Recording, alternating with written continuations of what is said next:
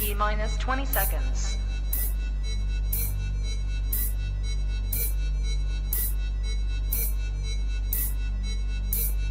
10, 9, 8, 7, 6, 5, 4, 3, 2, 1, 0.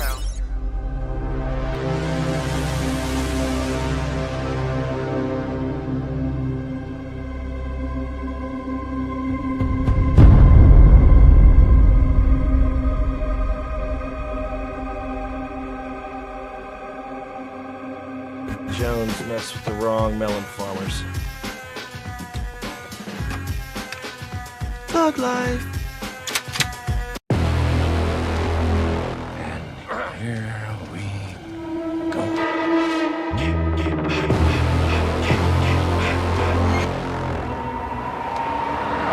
I prayed that he would burn in hell, but in my heart, hell.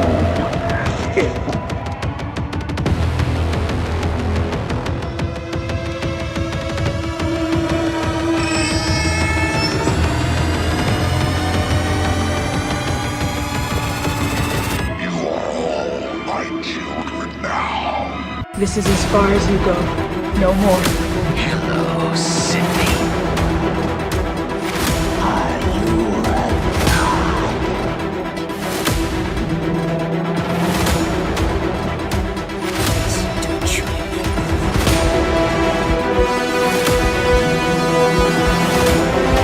God damn me.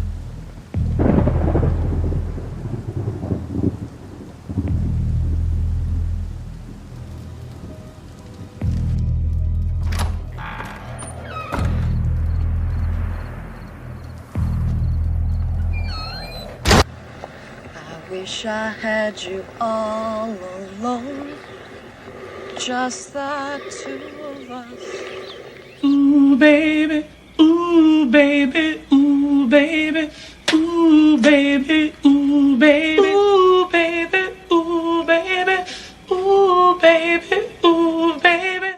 What's up, everybody, and welcome back to Movies and Beyond. Once again, I am Michael, and today it's Sunday. It is Sunday. We're going to do some horror trailers tonight, and there are a few trailers in here tonight. A few. Okay, first of all, when I was looking for trailers for the early 2000s today, I will tell you guys this. There's more dope shit than I realized in this little stretch of 2000 to 2009. Like, I did not realize that there was that much cool stuff. So, like we were talking about the 80s trailer at one point, I do believe this one may need a part 2 as well at some point, because I had a hard time picking the trailers to throw in because you only have so much time. So you can only do so many of them. And it was like, man, there's a few that I left out. So if I left one out, you know, what we'll do once the show is over in the comment section, when you guys leave the comments after the show, I'll have you guys put some in there, because I guarantee you guys are probably going to want a part 2, because I'm telling you, I did not realize how many cool movies were in this decade. So that would if you guys agree with me, that would be that we would have to do an 80s part 2 at some point, and then a 2000 and 2009 part 2 at some point. I enjoyed doing these so much, and it has been a while since we've done these. When I was looking through my stuff earlier this week, I was looking through like, did we do this part? So I'm looking through all my videos. Like, I feel like we did. Maybe we didn't, and sure as hell we didn't. And it was fun gathering all these. I had this list. I'm going through like, we can do this one, we can do this one. And one of the things that I do with this, like I do the horror shorts, like I do the other stuff, I don't watch them ahead of time. I find them, I make sure that it's somewhat of an official trailer. Sometimes we get the ones that, aren't the official trailer. And that's because I don't sit there, and go through all of it, because I want to watch these with you guys and not something I just watched the whole thing of, a little while, a little earlier. And something else, I want to check for quality, because I don't want it all super pixelated and everything. So I'll just, tab through, and it's like, yeah, that's probably it, and that's as far as I go with it. So most of these, now there is one that I threw in here that has made it on the show before trailer, but it's just too awesome. It's got too much history with me. It had to go on here again because it falls in the list. For a duplicate, I do apologize, but I think a majority of you guys will be like, yeah, you kind of had to throw that one in there. It kind of had to be a part of the little family, because I usually leave certain ones out, and it's just like, what, with this one, I feel like it had to. But like I said, there is some dope stuff. I cannot wait. There was one trailer that I wanted to watch so freaking bad. And there's two that I put in order because I kind of want to talk about the comparison of the two. And it represents kind of a change in this decade of horror, because one thing that I noticed when I was looking through these movies is how much horror changed in this decade. It was kind of the end of one era, the beginning of a new, and yet they brought something else in. And we are going to talk about all of that because I find it so fascinating. When you look at decades of horror, you kind of get a certain feel for the decade. Like late 70s through the 80s was pretty similar. Then the 90s had a new feel to it. And then this decade of horror represented a couple different things that I really want to get into tonight. So yes, it is going to be trailers. I think I got like 12 of them for us to go through tonight. And we're going to go until we're done tonight. Usually I watch the clock and say, you know what? I got to wrap this up because we got, this much time. Or if Matt's here, it's like, you know what? He can't stay on as long as, this or that. Dude, we're going to go until we're done tonight. I've decided that tonight. I took a nap before we did this. So if I look a little groggy, that's because I took a nap first. That's just so we could do this right tonight. That's just so I could hang out with you fine people tonight and talk about this decade in horror. I'm so excited to do so. Let me go through the chat and see who we have with us tonight. I can't wait to get into this. Jerry Wilson is in the chat saying, hello, Michael. Let's get it, brother. Hashtag Thug Life. Dude, you said it. You said it. Everything I could say in my little opening monologue, you said it right there. What's up, Jerry? Love that hashtag Thug Life. Jerry's also saying, please smash that like button. Hell yeah, man. If you haven't hit that like button yet, we got to get Movies and Beyond out there. We got to get this stuff going. Michael has been working his butt off outside of YouTube. We got to get it going. So hit that like button. Leave those comments. It's time to start growing again with Movies and Beyond. What's up, Jerry? I hope you're doing well. Melissa the Wild Card is in the chat as well, saying, sweet. And tomorrow, hopefully, Michelle, horror shorts, because Monday and Wednesday there was no live. Yes. Unfortunately, no. Tomorrow there will not be a show because Michael works tomorrow, but we are going to have a horror talking coffee this week. Only it's not going to be on Wednesday. It is going to be on Thursday. So looking at my schedule, the reason I didn't do the last Horror Talking Coffee was it conflicts with my schedule too much at work. It is my early day at work, so it would have been really rushed. So we are going to do it on Thursdays. That's just me adapting to my outside work schedule. But this Thursday, there will be a Horror Talking Coffee at 11:30 a.m. So I better see all you guys there. I better see all of you guys there. Jerry is also saying, consider joining Movies and Beyond on Patreon. He leaves the link below. Yes, if you'd like to support Movies and Beyond outside of Patreon, you can do so at that link that Jerry has provided. Appreciated. Very, very appreciated. And Jerry's also reminding you guys about the merch. So yes, he has provided the link below right there. If you'd like any Movies and Beyond merch, you can do so by clicking on that link, and you can get all your Movies and Beyond merch right there. I see I have a starred message, and Jerry Wilson Jerry Wilson has been a member for 14 months at Movies and Beyond. Congratulations, Jerry, dude, and thank you so much for investing in the channel like you have. I appreciate it more than you know, my friend. Way more than you know.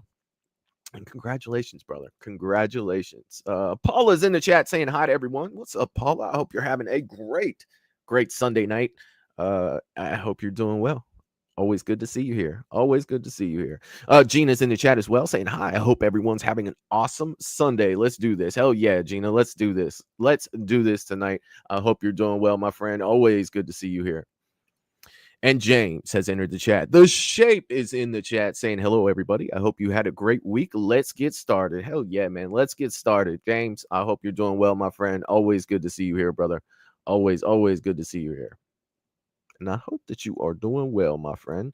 Mr. Rick is in the chat as well, saying this should be fun. Like always, I love the trailer reactions. Hell yeah, man. Me too. I love the thing with the trailers is I love the chat, why the trailer is going on. I love the discussion afterwards for all of these movies because, it's one thing to react to a trailer that a new movie has come out, but we're reacting to trailers for most of the things that we already love, things that we haven't thought about in a long time. And the discussion that comes with it is top notch for me. I absolutely love it. Mr. Rick, I hope you're doing well, my friend. It is so good to see you here, brother.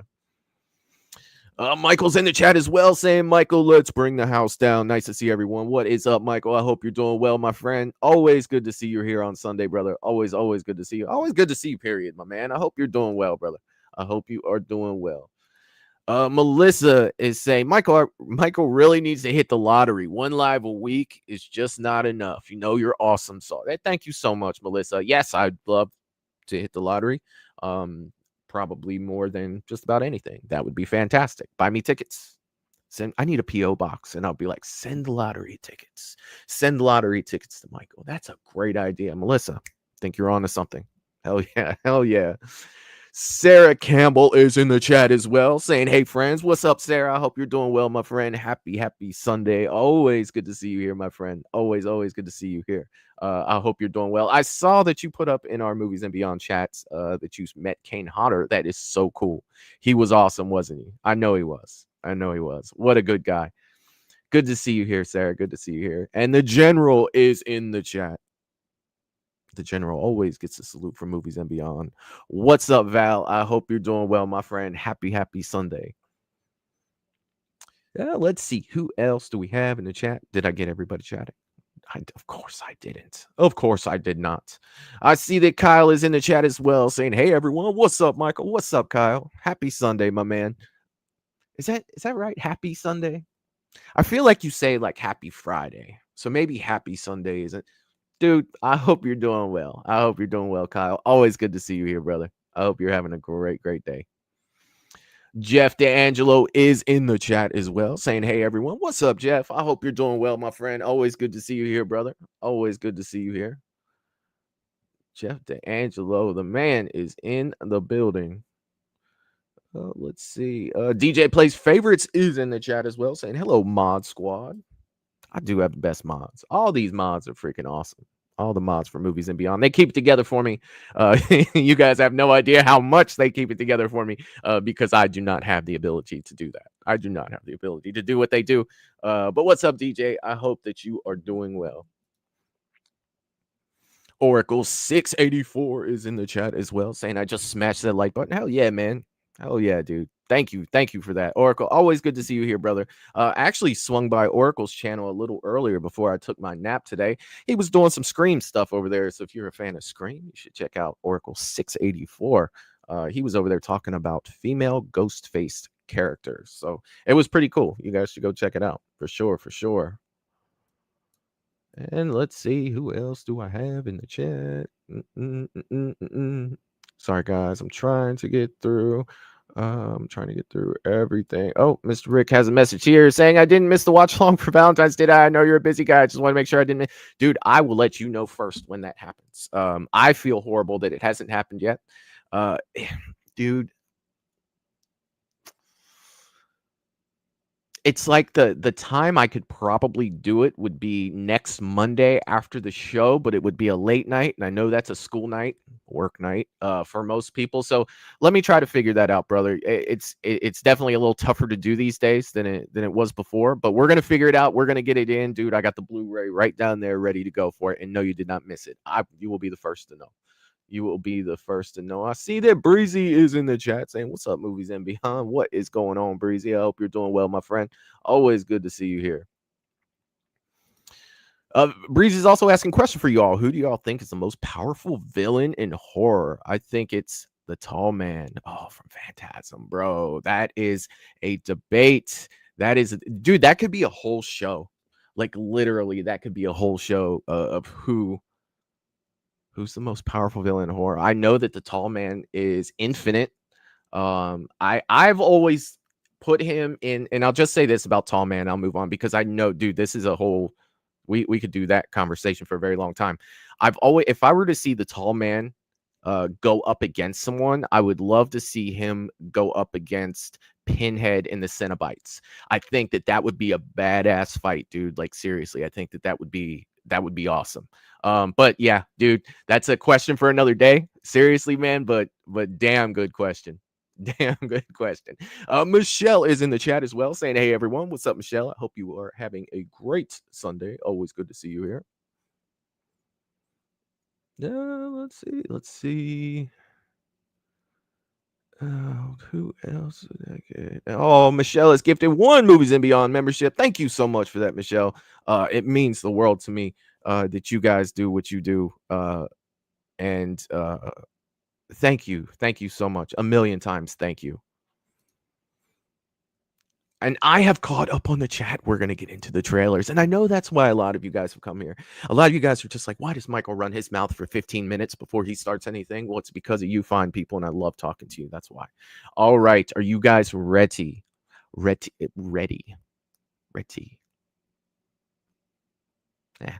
Are you guys ready to jump in to the first one? I never tell you what these guys are or what these trailers are. So I did my best to try to incorporate a lot of different things. One I threw in here just because of me. You guys will be like, yeah, that was a decent one, but I don't know if it should have made the list. It's later on. I threw it in there for me. So here we go. We are going to go with the first horror trailer, and this comes from 2005. Let me know on sound until I get these first few ones done. And here we go.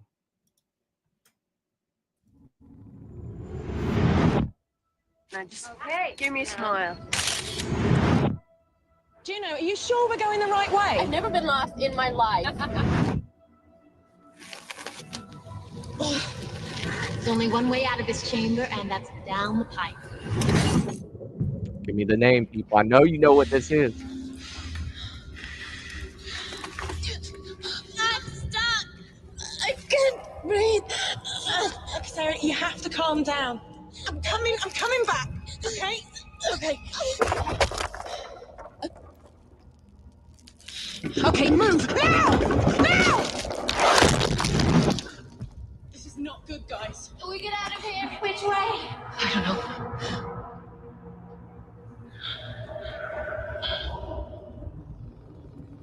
Sarah said she saw someone back So there. what? I don't think I saw someone. I saw someone. No, you heard something and you saw what you wanted to see. It's the dark. It plays tricks on people. Please! Is there anybody there? Hello?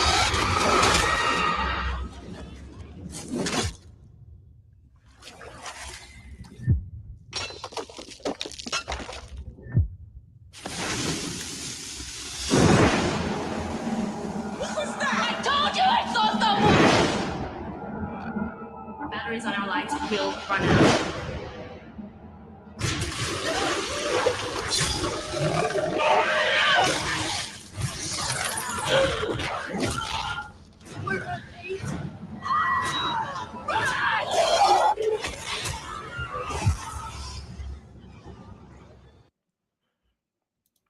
All right. That was The Descent. All right. Let me get this next one set up so I don't have to Back up just okay. That was okay. The Descent, right? Here's what I loved about The Descent. Yes, it was, a kind of somewhat of like a little bit of a creature feature, but I don't think that that was the scariest part of the whole movie. This movie did so good to play on a lot of different fears, right? And the one that got me the most was the claustrophobia aspect of the movie. Like I literally felt like I was trapped watching this movie. Caving is not something that you would catch Michael doing on his spare time in his spare time, and it brought all of that together to where you felt so trapped. And in the monster, or, the uh the creatures themselves were very, yeah, they were scary, but you mix that with the disorientation, the claustrophobia, all of that stuff is something that made this movie so good. I absolutely love this movie. Is definitely one that I own on physical media. My copy kind of sucks of it, so I may have to get a new one. But yes, The Descent, I felt like it had to go on this list for sure, 100%. And I hope that you guys enjoyed that movie as well and enjoy this trailer. I've never seen the trailer for it before. Let me check out the comments here. Sarah said, sounds good and great movie. Even the sequel is good. I don't know if I've seen the sequel. There's a I didn't I didn't even know there was a sequel. Movies and Beyond, huh? All your movies. I'll definitely have to check that out. It is now on my radar. Michelle has said, has anyone seen The Rule of Jenny Penn? I have not. Actually, I don't even know if I've heard of it. I will have to check out a trailer for that when this is over. I have not seen that. Melissa, a lot of people calling out The Descent. Melissa, Rick, Sarah, Michael, James. Hell yeah. Hell yeah. Mr. Rick is saying, this is the fourth movie I saw in theaters that really made me scared of being in there. Great movie. Dude, and that's the thing. They did so well with the atmosphere of this movie. It did such a great job with making you feel trapped. It's almost like, I know this is a little dramatic, right? I'm well aware of that, but this watching this movie for me, it kind of made it not hard to breathe, but it kind of gave you that feeling. You know what I mean? That uneasy feeling through this whole movie, and that comes from me being claustrophobic. So definitely played on my fears for this. James is saying, badass movie. You are not lying, my friend. You are definitely not lying. DJ said, I never saw this movie. DJ, put it on the list, my friend. It is definitely a good time. I'm not going to say that it's going to win an Academy Award, but it is a fun watch. I think you'll enjoy it. Melissa said, not scary at all, but it's good.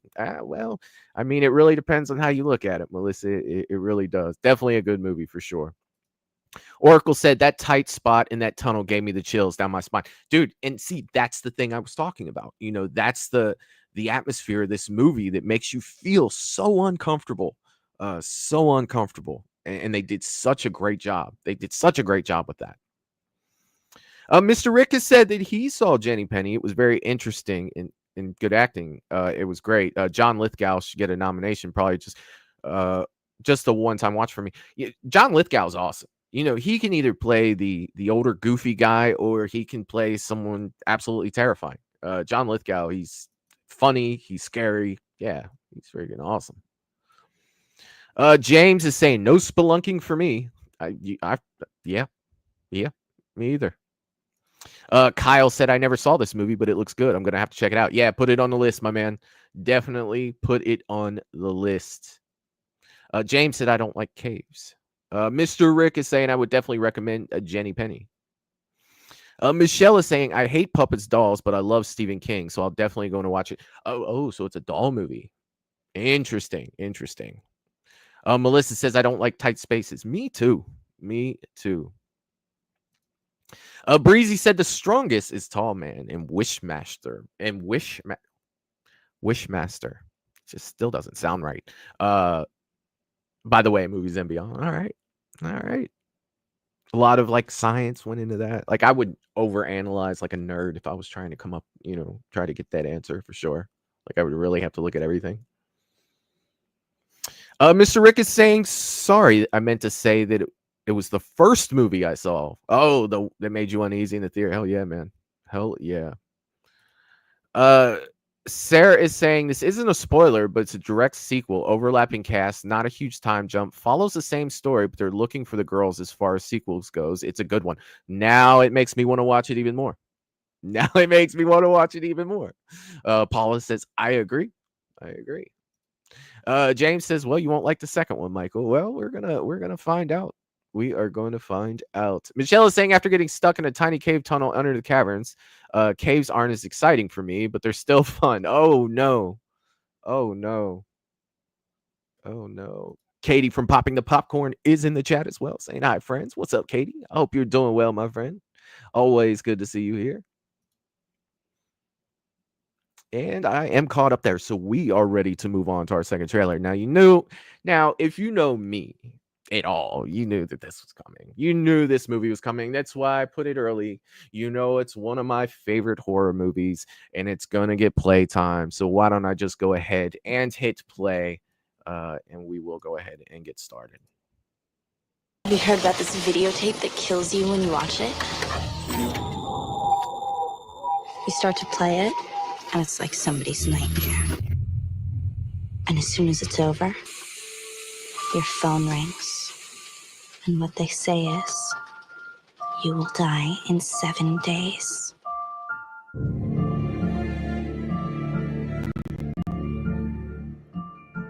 Katie told you she was gonna die. She told me. She said she didn't have enough time. God, that kid was so creepy in this Did you movie. say that I'm gullible? No. Easily rattled? You're a little highly strung, maybe. I watched the tape.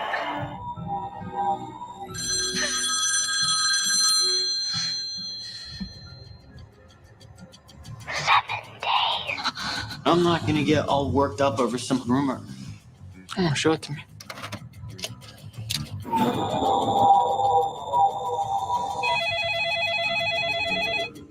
Miss Keller, I'm bothered by these drawings.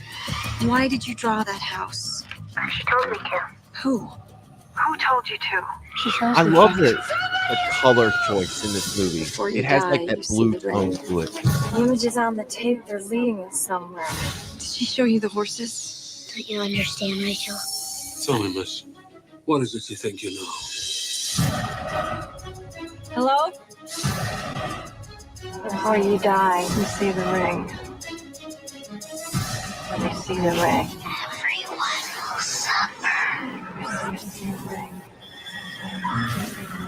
The ring. You see the ring.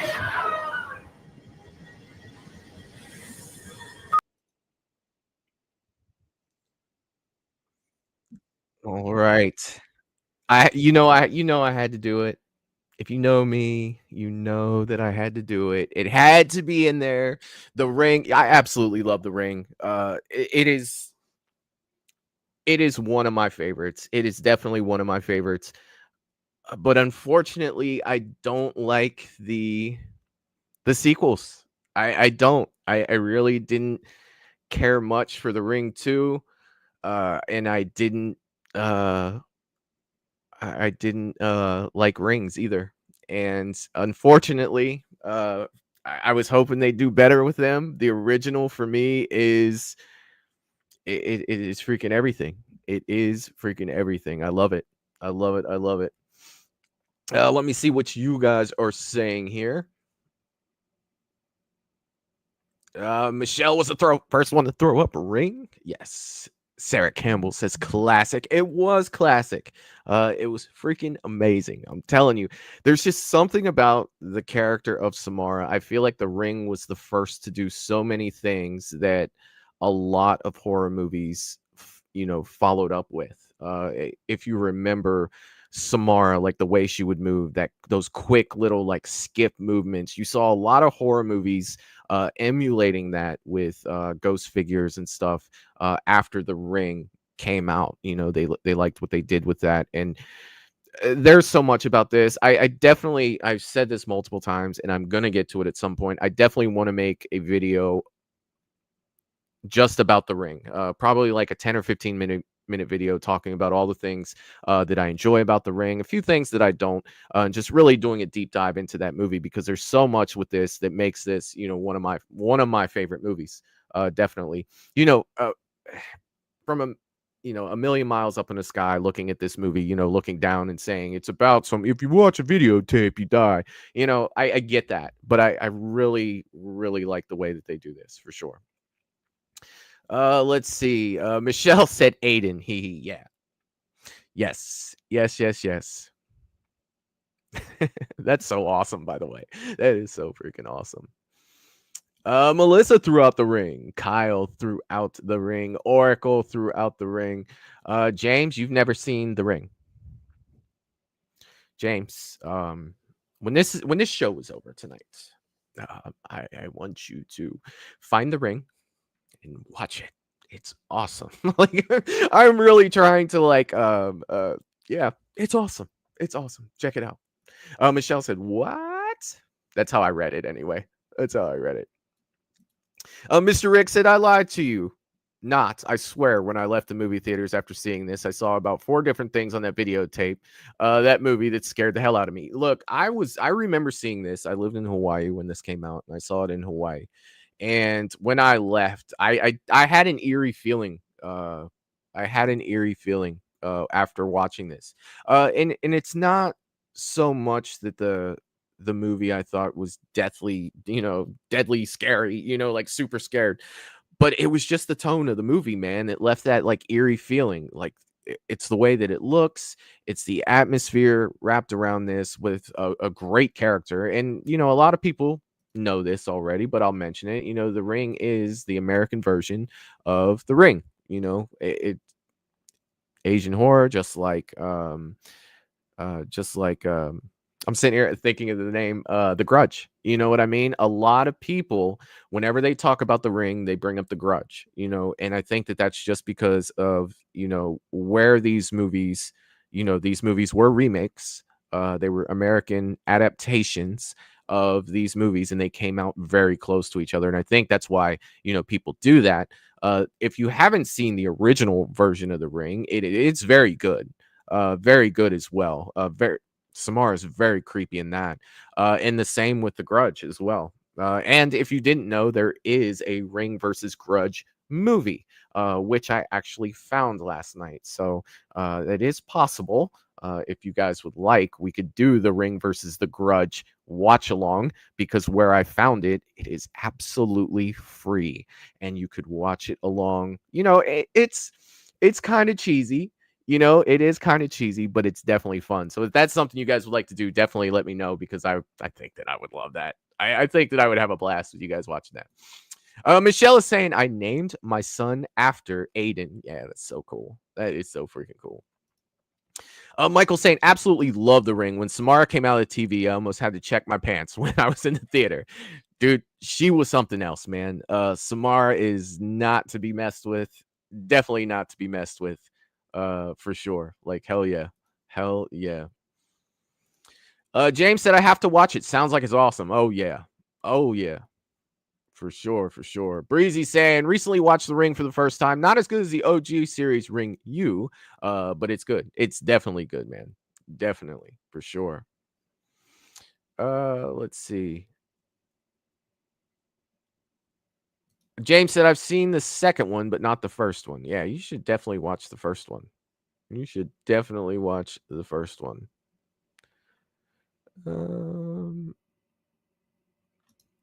Sarah saying The Ring was the first movie I remember going viral in school. We were all running around telling people you're gonna die in 7 days. Oh, that's hilarious. That is freaking hilarious. It's saying TV static was never the same after that. I got it.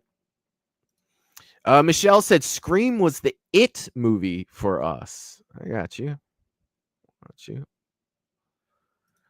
Sarah says, unfortunately, I was only 7 when Screams came out, so I couldn't participate in that. Oh, yeah. Hell yeah. Mr. Rick said, "Oh, Michael, let's do it tonight." Dude, I'd love to. I absolutely would. I'll have to see what time this is over. I'm not saying no. I'm just saying we'll have to see. All right, this next one is one I had. This is the one I was talking about. I had to throw it in there. The time frame, I feel like, the movie was what it was, but at the same time, it's like something that was waited on. So let's go ahead and get this started. Here we go.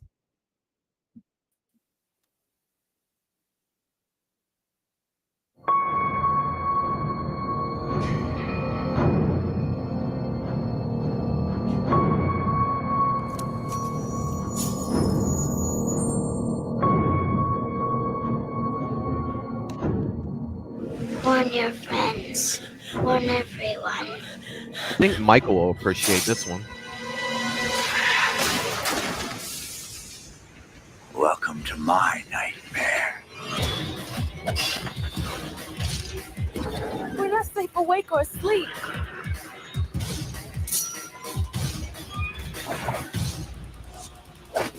Why won't you die?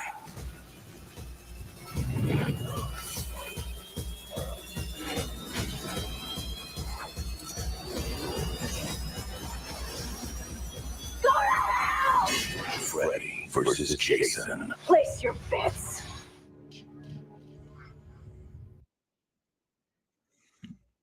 All right. Yes, it had to be on the list. I do apologize, but I'm sorry. It had to be there. This movie was so ready. Like we wanted this movie when this came out. We were waiting for it since the 80s. I feel like it was a little too late when it came out, but at the same time, I'm very grateful it came out. Now, for me to talk about this movie itself, I have a lot of things that I would have done different. But there are two reasons why I wanted to include this on the list. Because of the time that it came out. It came out in 2003.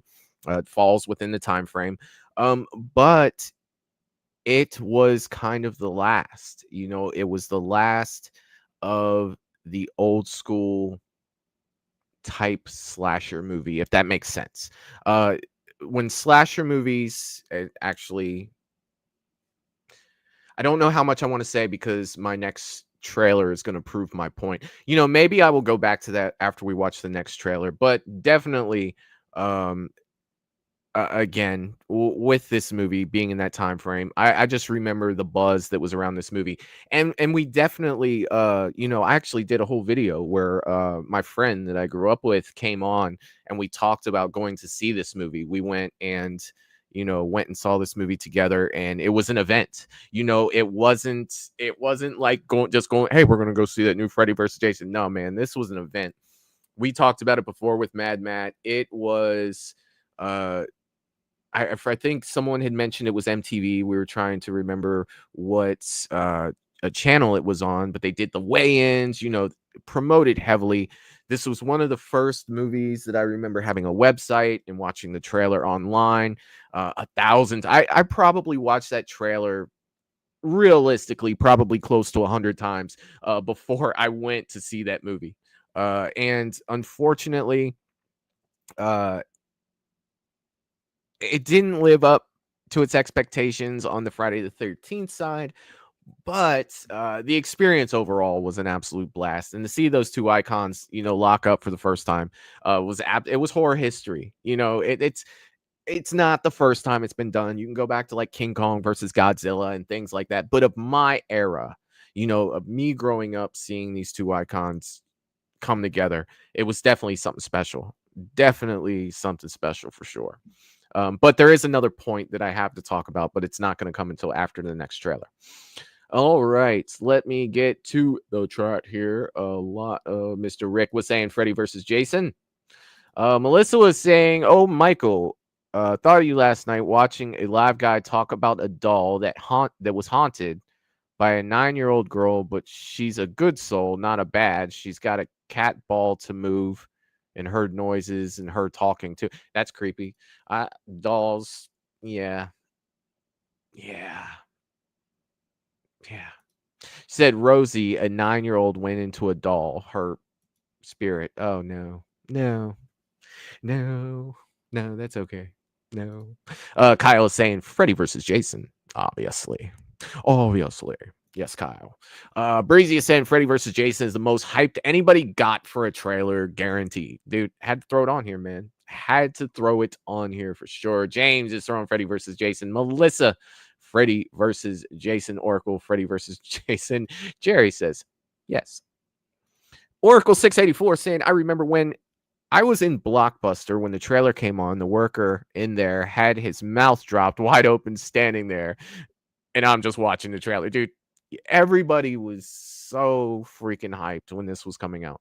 So hyped. Mr. Rick is saying, this is crazy, but this is a top Nightmare movie, but a bottom Friday the 13th movie. I do believe it is a better Nightmare movie than it is a Friday movie. There were just a few parts in it that felt like vintage Friday the 13th for me. And they were little parts that most people would overlook, I'm sure. And it's a shame, man. It is a shame, but at least we got the two icons up on screen together. That's what I keep telling myself. This is a movie that is almost like I'll watch it anytime, but I'm going to bitch while I'm watching it. You know, like if you're watching this with me, I'm going to make some comments, but I'm not going to stop watching it. I'm just not, right? Gina saying, love this movie. Definitely a fun watch for sure, for sure. Breezy is saying the last of the OG timelines. It was. Michael said, I saw it twice in the theater. Probably the price of seeing it once today. Yeah, man. Yeah. Yeah, you're not lying. And we're not even including snacks, right? We're not even including snacks on that. Sarah said, I can't even call it a guilty pleasure movie. I just honestly enjoy Freddy versus Jason. It's fun. Yeah, definitely. Hell yeah. I get it. I definitely get it. Oracle is saying, I agree. It definitely is a fun watch, and it's one of my favorites. Hell yeah. And see, there's a difference between liking something and thinking it's good, right? We talk about that. Because I don't think that movie's good, but I like watching it. I like it. So for sure. James is saying this would have been great movie. This would have been a great movie to place a bet on. It even said it. Place your bets. Place your bets. Michelle is saying, I was 14 when Scream came out. I'm delayed in the conversation. All good. All good. Breezy, that opening was overwhelming for Jason fans, though. I got you. James says no dolls. Hate him. I got you. Michelle says, no way. Jason X had way better hype trailer. Jason X's trailer, when we watched that and the bodies hit the floor dropped, yes, that was hyped. Like, for real. Like, I feel like a lot of us, when we were watching that, were bouncing in our seats. I do agree. But I think that Freddy versus Jason had you more hyped to go see, for sure. Michelle said, but it definitely was the first Versus movie. Yeah, of the horror icons, for sure. For sure. Let's see. A lot of Jason X love. I see that. I see the Jason X love. Let's see. All right, we're caught up. We are caught up. All right, so I'm going to go ahead and bring this next one up here. I see StreamYard does this thing now where I have to click this button.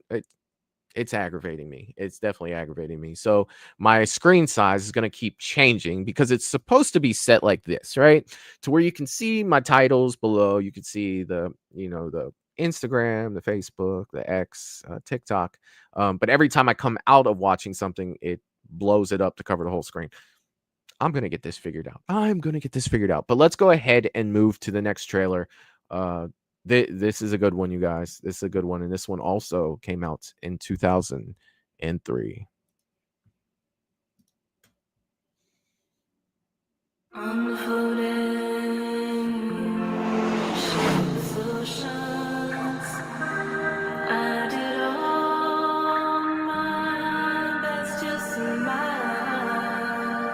Tell me how much you got.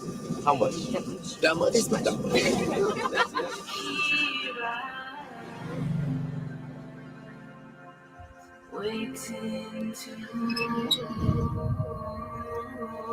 Hey, are you okay? They're all dead.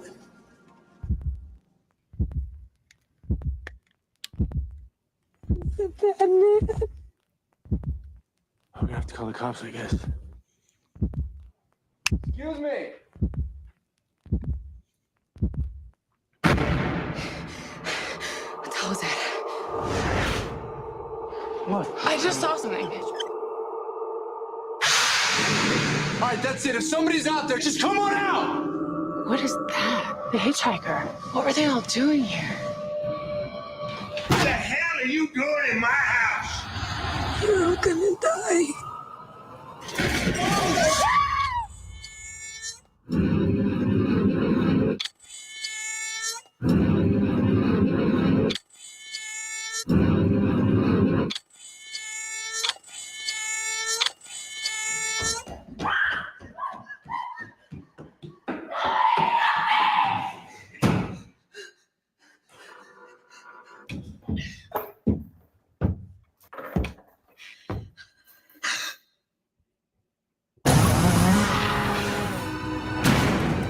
He's killing him! Who's killing who? What's wrong with you people? Oh, my.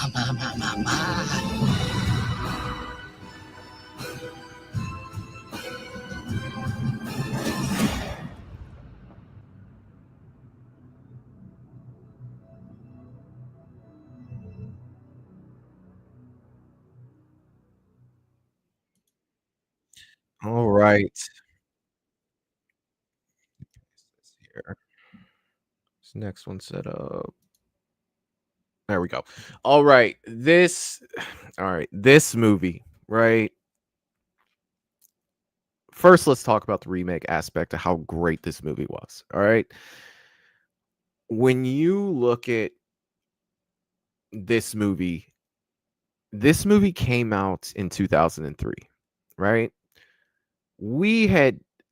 There are few remakes, in my opinion, very, very few, that surpass the original. And I am not taking anything away from the original Texas Chainsaw Massacre whatsoever. You know, what it did for horror, Gunnar Hansen, come on, you guys. It was fantastic. It was such a grimy movie. What they did with this was nothing short of amazing. I absolutely love this remake. Absolutely love this remake. The Texas Chainsaw Massacre 2003, when someone mentions Leatherface, I see Andrew Bernarski, the guy that played Leatherface in this. This was fantastic. This was a well done movie. Great characters. You cared about the kids in this movie. They did a great they did a great job at making you really give a shit about these characters. And you know, a couple things too. The kid in this movie was the kid from The Ring. We found that out when we watched it on the channel. Well, at least I found that out. And a lot of people don't know. If you are a fan of the show Lucifer, the girl at the beginning that unalives herself in the back of the van was Decker. That was the detective from Lucifer. A lot of people don't know that. So the people in this, the sheriff was freaking awesome. Arlie Emery was, you know, rest in peace, the man. You know, he got his start at in the movie Full Metal Jacket. It was just absolutely fantastic. Let me get into the chat here. Let me see what you guys are saying. Oh, let me get up here. I think that it's right around here. Val was saying Jason X is such a fun watch, has one of the best kills in the franchise. I already know you're talking about the cryo kill. Yes, it does. Yes, it does. Breezy was saying, when I say opening, I mean when Jason twisted the bed and that guy in half. One of the craziest scenes in cinema. Yeah, Trey. Yeah, he folded him in half. Yes, for sure. Michelle just throws out chainsaw. I got it. Chainsaw. Love. Kyle is saying Texas Chainsaw Massacre. Yes, it is. Michelle is saying my favorite Texas Chainsaw Massacre. Val is saying I just finally watched this one recently. Hell yeah. Like this one, so good. Melissa is saying Texas Chainsaw, only one I like, with Jessica Biel. Oh yeah. Hell yeah. Mr. Rick is saying when people want to make a remake of a horror movie or a horror movie in general, they should watch this movie to see how it's done. This is one of the best remakes of a movie. Fantastic. John is saying if you don't count Frankenstein Meets the Wolfman and the other versus movies of that era, yeah, I did leave those out. I did bring up King Kong and Godzilla for sure. Frankenstein and the Wolfman was probably my favorite out of those movies, for sure, man. Definitely good call out. Good call out, John. And how you doing, man? Good to see you here, John. Always good to see you here, brother. Mr. Rick is saying the sheriff is one of my favorite characters in a horror movie. Dude, Arlie Emery killed that role. He's freaking awesome, man. Well, he was freaking awesome for sure. Definitely killed that role. Michelle agreeing, saying absolutely. James is saying Texas Chainsaw Massacre 2003. Love this movie. I do too, man. I do too. Melissa agreeing with Mr. Rick. Oracle is saying I knew right away when the girl was singing. That's what the trailer was. Hell yeah. Val is saying I truly enjoyed this Texas Chainsaw Massacre. Me too. So good. So good. Gina saying a great remake by Michael Bay. It was. Michael is saying Sheriff Hoyt was a badass. Dude, he was a badass in this one. And, you know, a lot of people don't like the beginning as much as they do this one, but he was a badass in that as well. For sure. James is saying, love the mask in this movie. Leatherface was so awesome in this one. Dude, he was so freaking brutal. So brutal. Breezy said the Texas Chainsaw 03 trailer was a 7 to 8 out of 10. Hype. It was definitely, it was good, man. It was good. Oracle is saying play Texas Chainsaw Massacre 2003, TCM 1974, and Leatherface to Texas Chainsaw Massacre 3. Hell yeah. Hell yeah. Breezy is saying TCM 03 definitely surpasses the OG for me. And like I said, it's not taken away from the OG. I'm not trying to take away from anything, but I do agree. I do agree. Kyle is saying this is definitely one of the best remakes ever. Arlie Emery was good in this one. I remember the first time I saw this, I thought to myself, is that the guy from Full Metal Jacket? It was, man. It definitely was. Oracle is saying, did you know when that scene where he slams the door shut, that's not Andrew Benarski. That's actually Brett Wagner. Hell, I didn't know that, but hell yeah. I know that Brett Wagner, he had like a heat stroke or something, and then Andrew Benarski took over for him. He had something happened to him, and Andrew Benarski had to take over. But I couldn't tell you scene for scene, you know, who was there for sure. Sarah said, yeah, what else is there to say? TCM 03 is one of the best remakes, definitely. Oracle is saying Arlie Emery was such a badass. The reason why is because he was a real-life drill sergeant. Yes, he was. Drill instructor in the Marine Corps. He was. Breezy is saying that he also played sheriff in The Frighteners. Pretty much the same character, but a ghost. Awesome. James is saying Gunny was awesome as the sheriff. Semper Fi. Hell yeah. Michael from the Carbonite Jedi has dropped by and say, hey, saw you were live streaming and wanted to stop by and say, may the 4th be with you. I hope you have thank you, Michael, for coming by. May the 4th be with you as well, sir. And for all you who don't know, it is Star Wars Day. It is May the 4th. And thanks for coming by, Michael. Hell yeah, dude. You know, you are welcome here anytime. Michael from the Carbonite Jedi, everyone. But one of the things I wanted to say about this too is you have to think Freddy vs. Jason came out in 2003. This came out shortly after Freddy vs. Jason. When this came out, when Texas 03 came out, I feel like it changed slashers permanently, right? No longer did they feel the same. It just changed the whole tone of slashers. And it did it all in one movie, right? Gone were the days of, you know, the basic slasher, and now you're thrown into this more realistic scenario. It's almost like with that movie, the early 2000 slashers changed, like completely changed, because you think about the slashers that came out after this, they were different. They weren't this, they did not feel the same. And of course, you know, you're going to evolve with anything else. It's going to evolve. And I think that this this was the change for slashers. I think that Texas 03 definitely, definitely, not only is it a great remake, but it did change, you know, the way that people looked at slasher movies. I honestly believe that, and that's something that I could probably talk about extensively.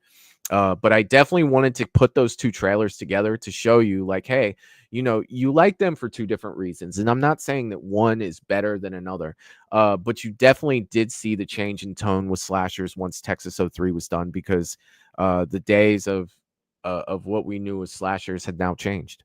And I do think that, and I do think that that's because of Texas 2003. For sure. But great movie. I love all the talk of R. Lee Emery. He was such a badass. I agree with you guys 100%. I do. Now, this next trailer we're going into, you guys, I was happy to put on here. And I think that I think a lot of you will be happy it's on here as well, especially one individual. Here we go.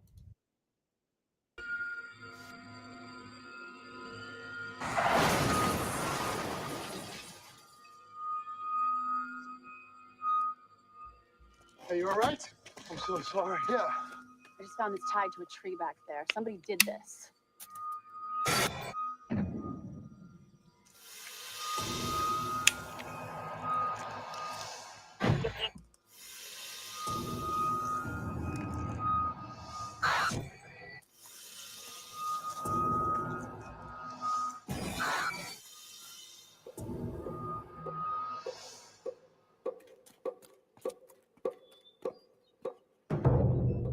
Hello? We're lost. We're looking for a phone.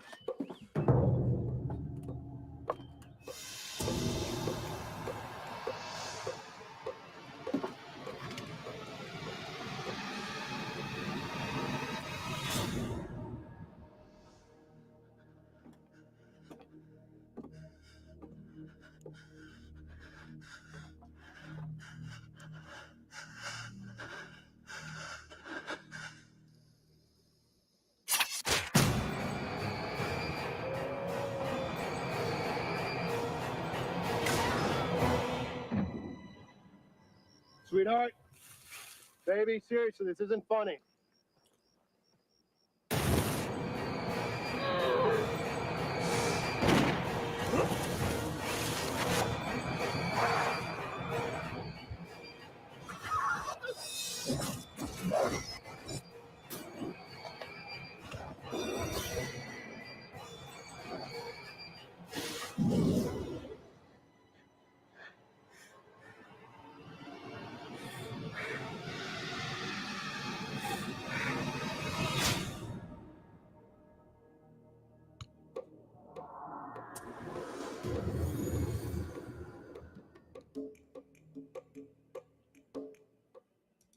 All right.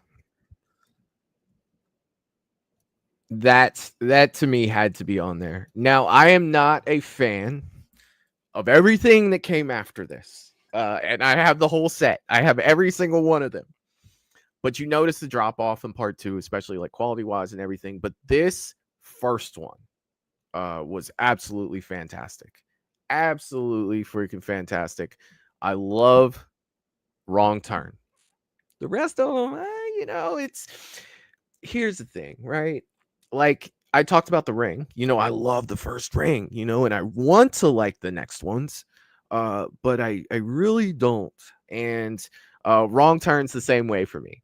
I love the first Wrong Turn. I do. I think it's fantastic. But you know, the ones that followed, not so much. But I mean, if you watch it on its own,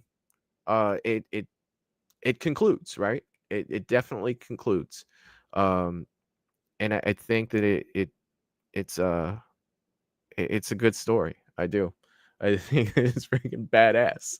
I do. I think it's freaking badass. But let me see what you guys have to say in the chat. For sure. Oh, I see that Sarah has gifted 1 Movies and Beyond membership. Thank you for that, Sarah. Thank you a million times for that. Thank you so much, my friend. It means the world to me that you invest in Movies and Beyond like you do. These gifted memberships to me are just thank you, Sarah. You have no idea how much I appreciate that, and everybody that gives memberships and new channel members. I'm so grateful for you guys. You guys have no idea how grateful I am. Thank you. Sarah said it's got to be wrong turn for Jerry. You know that it is. Kyle says wrong turn. Mr. Rick says wrong turn. Michelle says wrong turn. Michelle says some of my favorite. I think she said one of my favorites as well. Hell yeah. Melissa is saying I love wrong turn. James is saying they took a wrong turn. Melissa saying Jerry's favorite. It is Jerry's turn. Where is Jerry? Jerry walked away from the screen and missed wrong turn. He better go back. He definitely better go back. Melissa saying 1, 2, 3, and 4 were good. I thought 1 was great. 2, 3, and 4. I don't really know. Mr. Rick is saying this is the only one I've seen. Great movie. Haven't seen the other ones. Well, yeah, you know. Let me know when you do, Mr. Rick. Let me know what you think. Oracle's throwing out wrong turn. Michelle is saying I have to go, but I hope Final Destination is on here. Have a good night, everyone. It might be. It might be. Kyle is saying this movie has some messed up kill scenes that stuck with me. Great movie. Yeah, Kyle. It was great. Mr. Rick is saying, I'm sorry, that's not true. I saw the remake. Wasn't too bad. The end was good and creepy. Yeah, I didn't really even like the remake too much either. Too much, no. James is saying sick kills in this movie make me scared to walk in the woods, at least in Virginia. Or was that West Virginia? West Virginia, Mountain Mama. Jerry says wrong turn. I heard wrong turn. Well, yes, you did, sir. Well, yes, you did. Mr. Rick said, oh my goodness, there's 7 of them. There are quite a few, Mr. Rick. There are quite a few. But wrong turn had to be on the list for me. 2000. When did this come out? 2003 as well, or I think it was 2003. Well, this next movie's 2003. And I am gonna go ahead and throw it up there. This is one that I saw later on. You know, I didn't see this right away. But when I did see it, you know, I had more questions than anything else, but I really did enjoy it. Let me go ahead and throw it up here. Let me know how sound is. And I'm wondering how quick you guys can guess what this is. And here we go.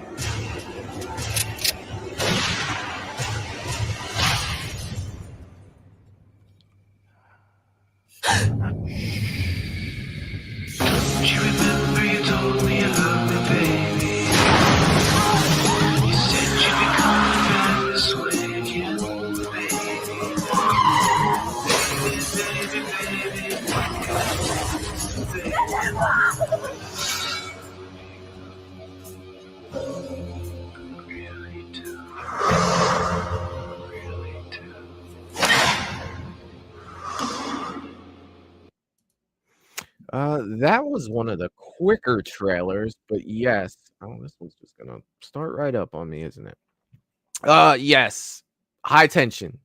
This movie was freaking bonkers. If you have seen this movie, I'm sure you either love it or you hate it. Like, literally, that's how this is. For this movie, I had to watch it a second time. I watched it with friends the first time, and I was asking a million questions that people really didn't have answers to.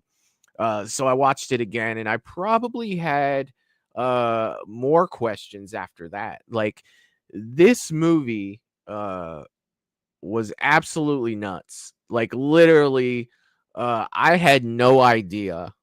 It does have a twist ending if you haven't seen it. I had no idea it was coming, and then I couldn't put it together how the ending made sense, and how it came together. But it did. I really enjoy this movie, very much more than I thought I would. It was definitely one of those, you know, in your head type of deals for sure. And I am curious to, you know, what other people thought about it, because it was very different, I will say. Great twist ending. Like I said, I saw this later. I do see a couple people who said they haven't seen this, so I won't talk about the twist ending that came with this. But yeah, you guys should definitely check it out for sure if you haven't seen it. Let's see. Sarah threw out High Tension. Yes, Mr. Rick, High Tension. Or Hot Tension if we were watching the undubbed version. You are correct there. You are correct. Melissa said, "Oh my god, I hate this movie." Oh, come on. This movie was dope. This movie was dope. Sarah said, "This was the first movie that gave me nightmares. To this day, it is one of the only movies that actually scared me." Like I said, this movie was freaking bonkers. Like literally. And bonkers might not be the right word, but it's feeling okay right now to use for this. Kyle said, "I have not seen this movie, but I will check it out. It's on Tubi." Yeah, definitely worth the watch, for sure. Whether you end up liking it or not, it's definitely worth the watch for sure. Sarah said, "I was 14 and I was too young to see this." I got you. I understand for sure. I saw The Exorcist way too young as well, so I can understand the damage that does for sure. Mr. Rick is saying, "Please, no one spoil this. Just had a great twist. A lot of people don't understand it, but one of the best." Yeah, dude. It for me, it literally had my head like, well, if this is this, then how is this? I don't want to talk about it too much. I don't want me having diarrhea of the mouth that ends up ruining it for sure. Melissa said, "Kyle not missing anything." Oh, Melissa really does not like High Tension. Oh, I enjoyed it. I definitely did. Val, don't hate me, but I've never seen this one. Val, it is got to go on the list for sure. I think that you will enjoy this movie. I do. Actually, it's been on the wheel once or twice for the channel's watch too. We just haven't landed on it. So we're definitely gonna have to check out High Tension. There's enough people that say they haven't seen it, so I don't know. James is saying, "High Tension. The music was cool, and it was a weird movie." Dude. Again, I'm not gonna talk about the ending, but yeah, it definitely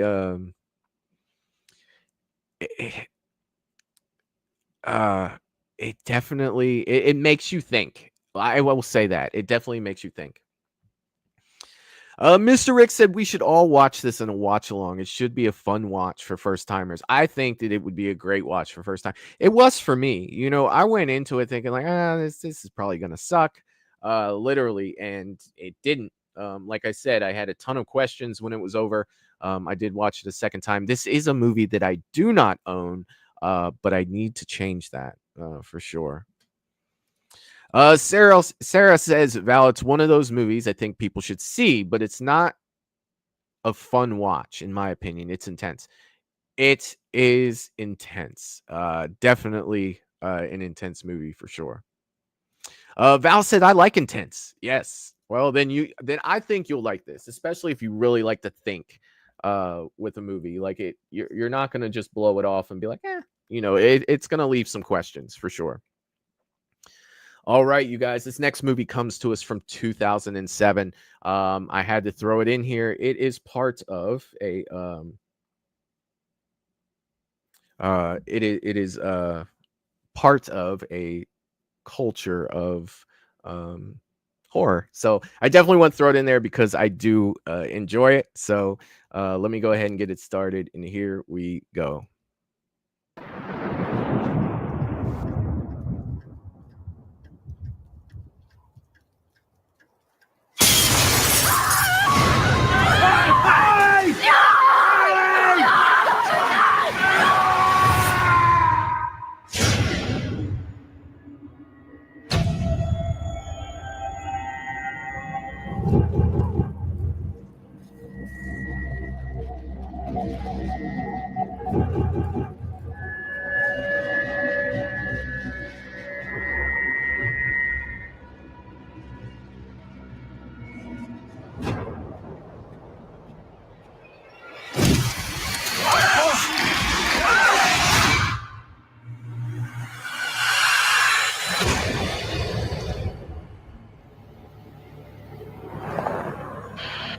We need you at the station. Copy that. Board the windows. Try to hide. They're coming. They? Who are they?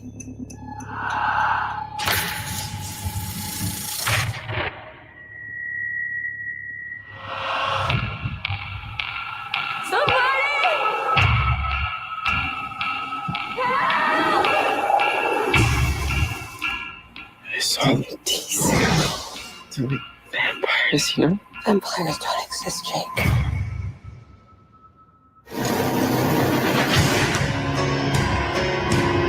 That cold ain't the weather. That's death approaching. They're tearing through everyone's home.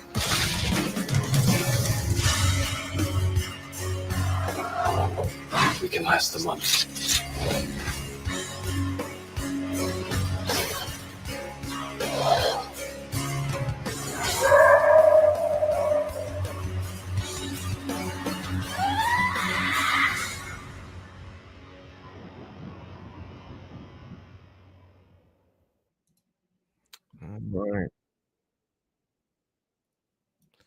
All right. Yeah. So 30 Days a Night, to me, still to this day. And I do have a little more information on this movie just because I did a short about it like a long ass time ago when Movies and Beyond first came out. And one of the things about this movie was, to this day, the vampires in this movie are probably the most terrifying vampires out of any movie to me. They're just so raw and so gritty. And to take the idea of a place like Alaska where you're going to have 30 straight days a night, you would think that someone would have capitalized on that for a vampire movie before 2007. Like, I literally, if there are other movies I haven't seen, fair enough, right? But what a great idea. Like, you can have these vampires go nuts for freaking 30 days in a freaking area. With there being no sunlight. Like, that's absolutely fantastic. The vampires were freaking awesome. They actually created a language for the vampires in this. I think they hired someone from the University of Auckland. I remember that from doing the short to create the language. Like, it was I really enjoy this movie. I'm not going to say that it's a masterpiece. Of course not. It's a vampire movie, right? But it is raw. Like, this movie it's pretty raw. And again, I do see one comment, not to jump, comments ahead, that popped up on the side here, that Michael said. He said, I was glad it was a vampire movie without a love story. Dude, it was. Like, literally, like, this wasn't about love. These were vampires at their finest. You know what I mean? Like, I enjoyed it. Now, I thought the ending was a little, if you haven't seen, I'm not going to ruin it. I thought they could have had a better ending. But you know what? I liked it. I really like this movie for sure. Sarah was throwing out 30 Days a Night. Yes. Mr. Rick saying 30 Days a Night. Val said this was a great movie. I enjoyed it as well. Mr. Rick is saying he hasn't seen this one. Kyle is saying 30 Days of Night, great movie. When you said 2007, I thought you were going to show Halloween. No, that's not making this list, brother. I will give you a spoiler alert. That did not make this list. For me, anyway. James is saying, I haven't seen this one yet. Yeah, dude, you should check this one out. You should definitely check this one out. It's definitely a good one. Michael is, I already read that one. Sarah is saying, I think it could have been a really good movie, but it didn't have the best writing. I love Josh Hartnett and like this for what it was.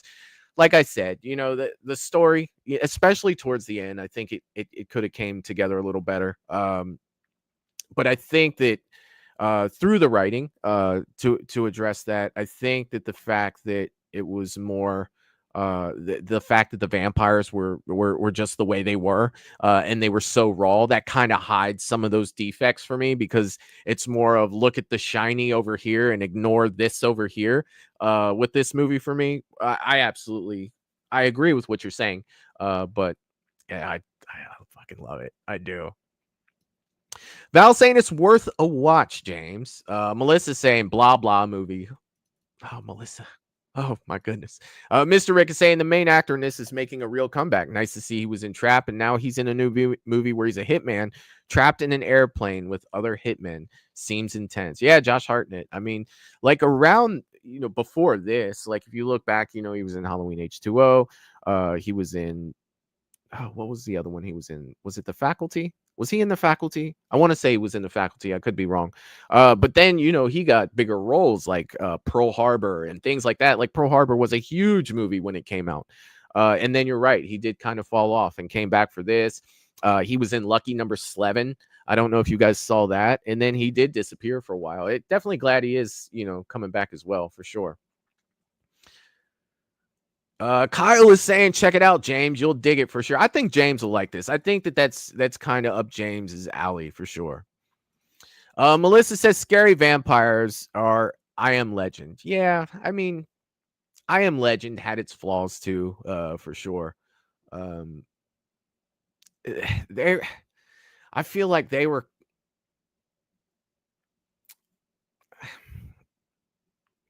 more like infected, like yeah, they weren't more like, Pedro saying, what's up, Pedro? Saying I wouldn't call the things an I Am Legend vampire. That's kind of what I was looking at too. They were more of a zombie. God, they were infected. We don't really know what the hell they were. But yeah, I don't really think that they were so much vampires. James said there's no way I would live in freaking Alaska. I hate cold weather. Dude, I stayed in Alaska for a little while. I went up there for 3 months a year for 4 years. And the time I was up there in the range from April to September. And of course it wasn't, the same months every year, but in between that. And I loved Alaska. Of course, I was in the southern tip of Alaska. I wasn't up in the Santa Claus area. I know that's the North Pole. I'm just joking around.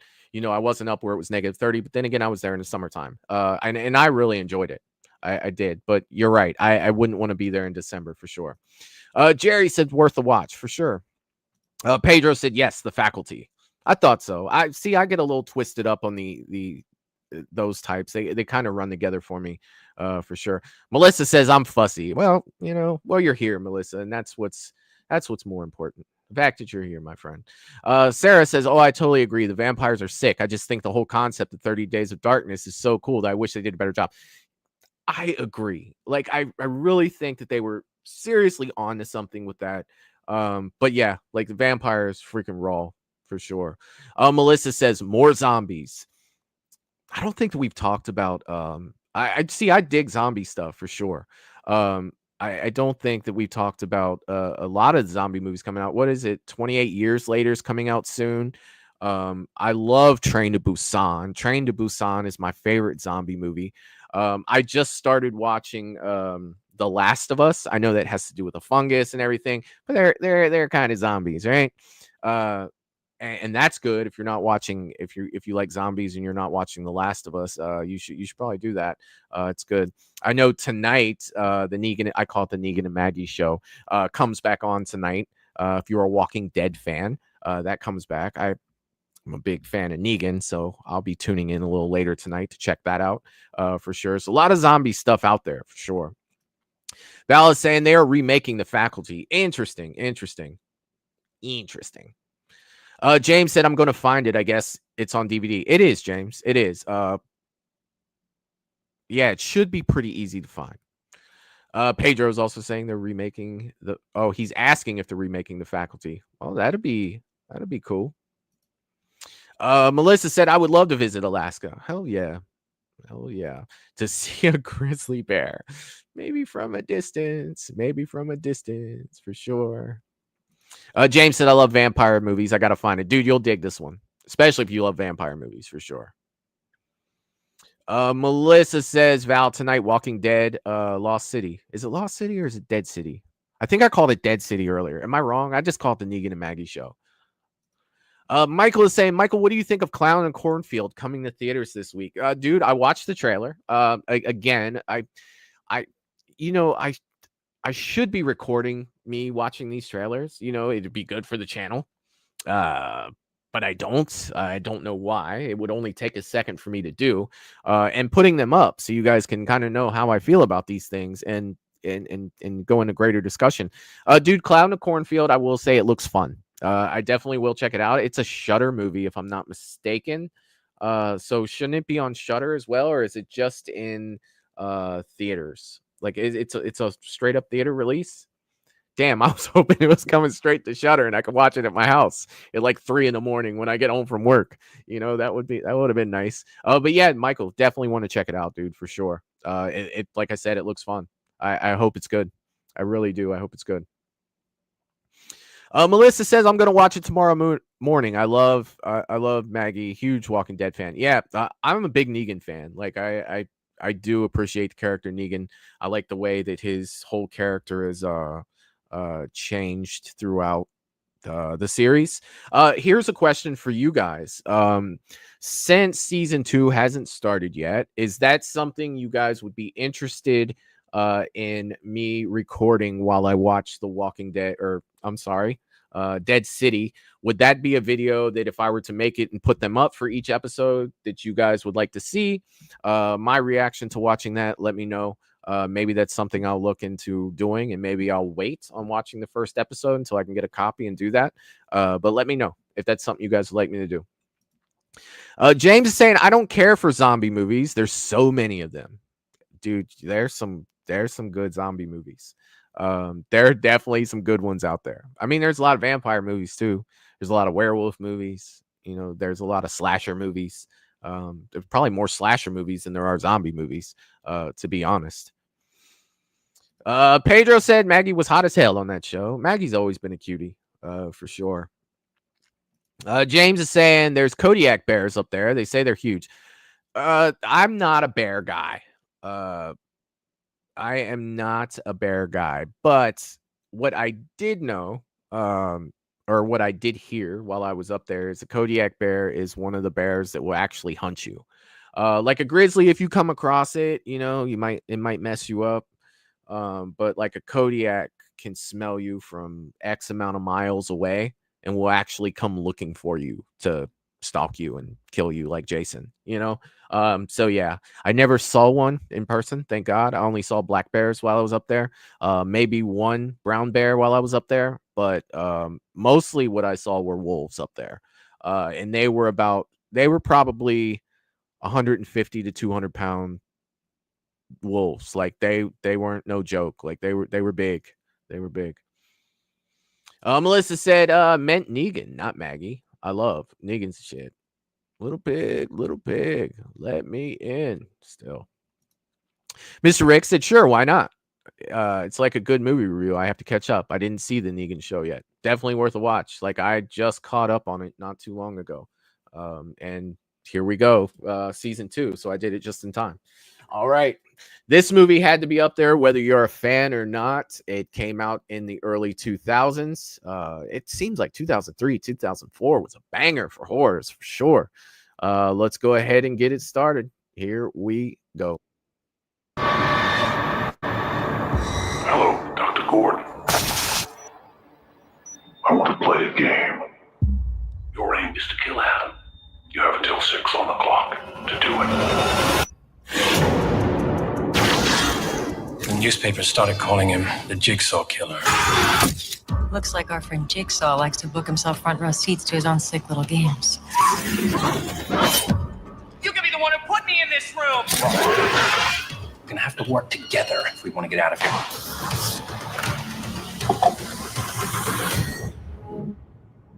What is it, Sweetie? There's a man in my room. What are you doing to them, you bastard? Most people are so ungrateful to be alive. Not you. Not anymore. To overcome something, you have to understand what a perfect engine it is. Oh man, is this like a... He doesn't want us to cut through our chains. He wants us to cut through our feet. Sick bastard. Yes, I'm sick, officer. There's a way out of here. There's a way out. I'm sick of it all. We're out of time. Live or die. Make your choice.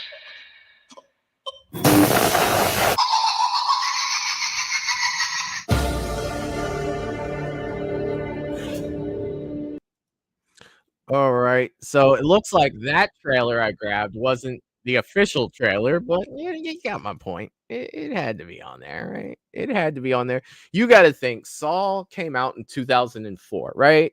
So that was 21 years ago, and we got 10 movies. So that's averaging what, a movie every 2 years for this amount of time. So the franchise is definitely there. I really liked I would say Saw 2 would probably be my favorite, followed by 1 and then followed by 10, which is weird, like seriously weird, when you look at your top 3 movies having that, 2 and 1 I get, right? But then you go all the way to 10 for the next one.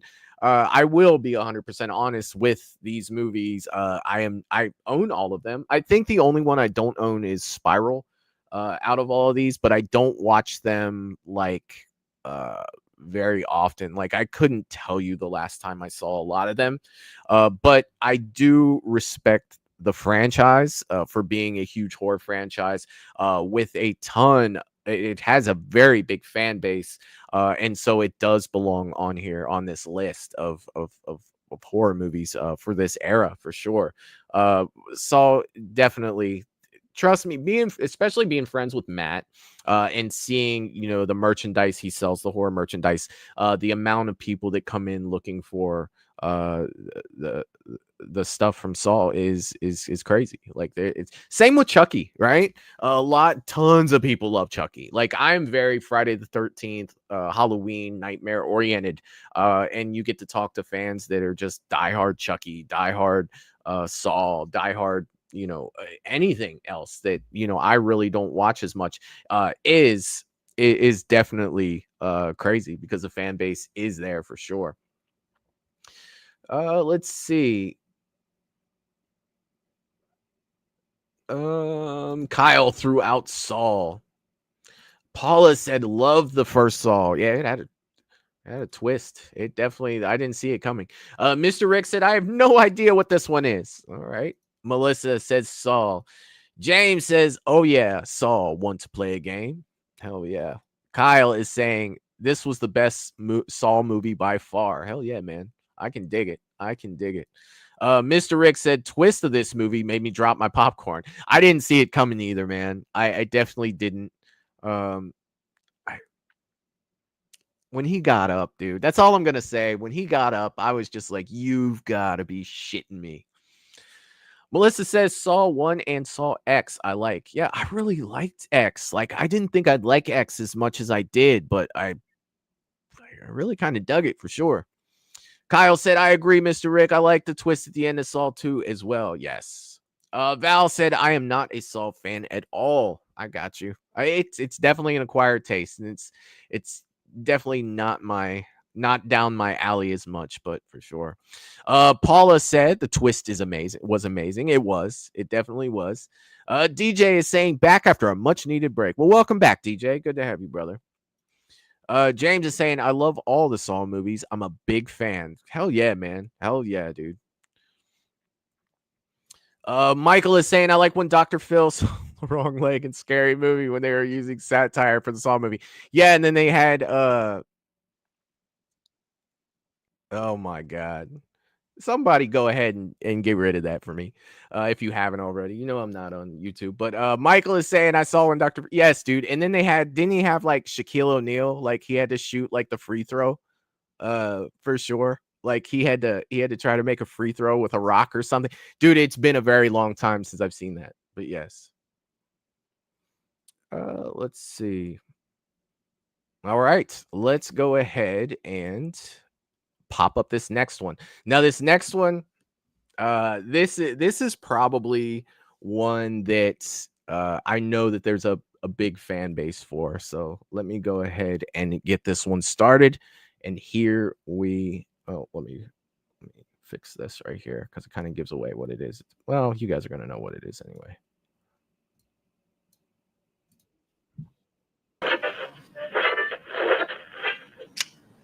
I haven't seen a car in 50 miles. You know what I just thought of, right? Kenny and Darla, You believe that story? that they had to go looking for her head. They only found the car. They never found her head.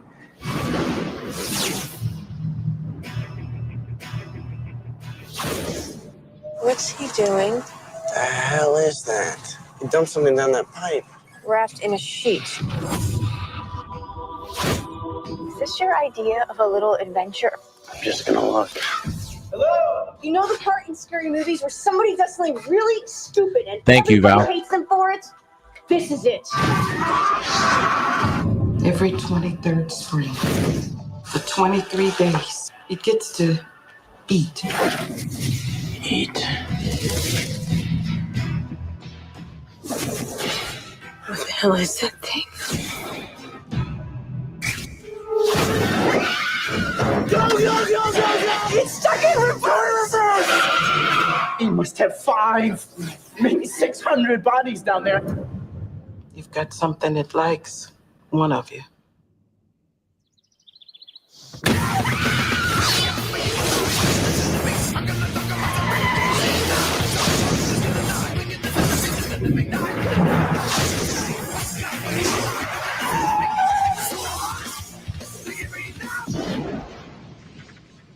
You think he's dead? They never are. Jeepers Creepers. All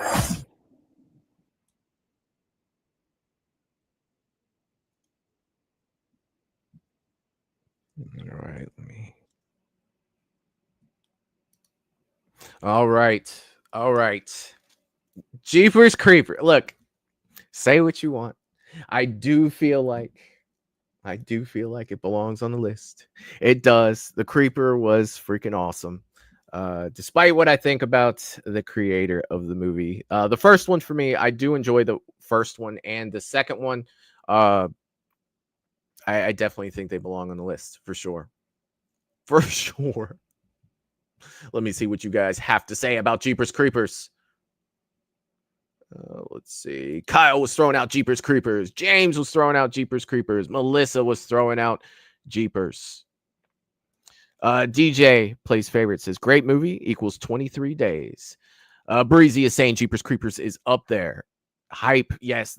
Throwing in that music in that trailer, it did kind of have you you bouncing just a little bit for sure.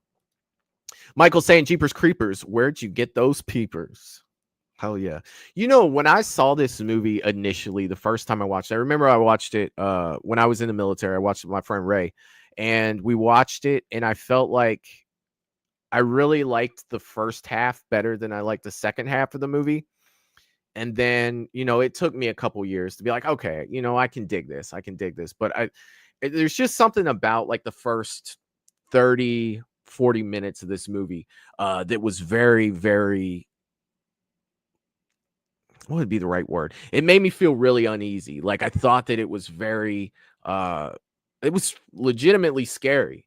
And then you found out it was the Creeper. You know, he was a introduction to horror as a new monster per se. But when I thought that it was just like some guy that was killing people, like I felt like I was more scared during that. Like it was like just like a big burly guy. And I remember being a little disappointed that he was kind of like a monster. But, you know, as time goes on, you know, I got used to it and I, you know, grew to like it. But initially I didn't like that, you know, the first time I saw it. Like I was really into the beginning of the movie and then I kind of fell off towards the end. But like I said, you know, things change. You watch things long enough, you know, you start to appreciate it for sure. Mr. Rick is saying, I really enjoyed the first two movies. Never saw the other ones. Too bad this movie has a dark history. Hopefully someone could do it justice one day with a clean start. Dude, that's well said, man. I do agree with that. 3 wasn't that great, and the latest one was just god awful. Like literally, like it got a 0 on Rotten Tomatoes. Literally a 0, which is unbelievable. Like, absolutely unbelievable. Pedro says, when being nosy backfires, play stupid games, win stupid prizes. Dude, and that's the thing, man. Like, I mean, I'm not going back. You know, like, he's not going to see me looking at what he's doing. Like, no, seriously, I get it 100%. DJ Plays Favorites is saying the movie 13 Ghosts is great. It is. I enjoy it. I do. I enjoy it for what it is. For sure. Yeah, 13 Ghosts. That almost, it didn't make the list, spoiler alert, but it was considered for sure. Breezy says he has one of the coolest cars in horror, but who takes the cake? A monster guy from a Monster Man 2003 who literally rides a monster truck with his own design to it. Hell yeah, man. It's freaking awesome. Pedro said, I saw it at a friend's house way back. That ending scared the shit out of me. I got you, man. Him getting it. First of all, let's just say this. Justin Long's the shit, right? He is. That dude can do horror. He can do comedy. He's done so much stuff. I love when he comes back and does horror stuff because he's so good at it. And this, if I'm not mistaken, I feel like this was my introduction to Justin Long. That it's the first thing I remember seeing him in. Now, if somebody brings something up, I could be like, oh yeah. But right now, I think that this was my introduction to Justin Long as a character or as an actor. James is saying, where'd you get those eyes? James is saying, I see someone dumping bodies down a pipe. I'm out of there. It's like, I'm not going to be the person staring as I'm driving by either. Like, there's no freaking way. There's no freaking way. Nope. Not one bit. All right, let's jump. Okay, so let me explain myself for this next one. All right, because you guys are going to ask, because I feel like I'm the only person that likes this movie. Out of all the things that we've crossed this topic a few times on the show, there's not a lot of reception to it. This was a little selfish of me to put this on here, but I like this movie. I'm sorry. It is a found footage movie. What can I say? I dig it. And it's not even the original. So let me just go ahead and throw it up, and I'll let you guys bash me for putting it up here. But I will defend myself. I definitely will defend myself. All right. And here we go.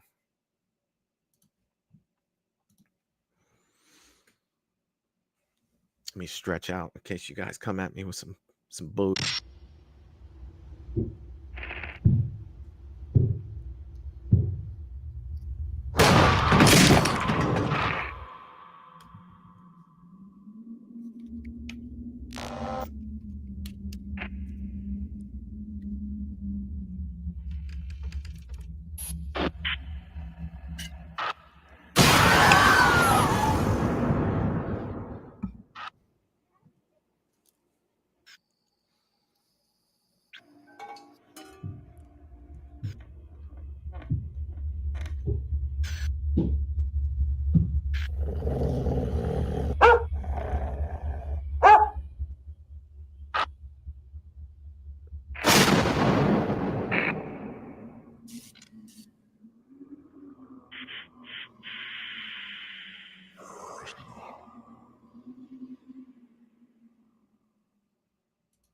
All right. So, yes, I did it. So what? I cried 2 tears in the bucket. Fuck it. Take it to the stage. Right? I did it. I put it up there. Look, paranormal shit scares the shit out of me. Okay. And if you like horror, you find the things that truly scare you and you like them. Right?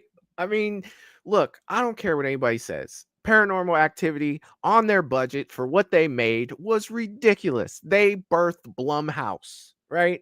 And say what you want about Blumhouse, but they're kind of a big deal right now. And it started with these movies. Like, I enjoyed these movies.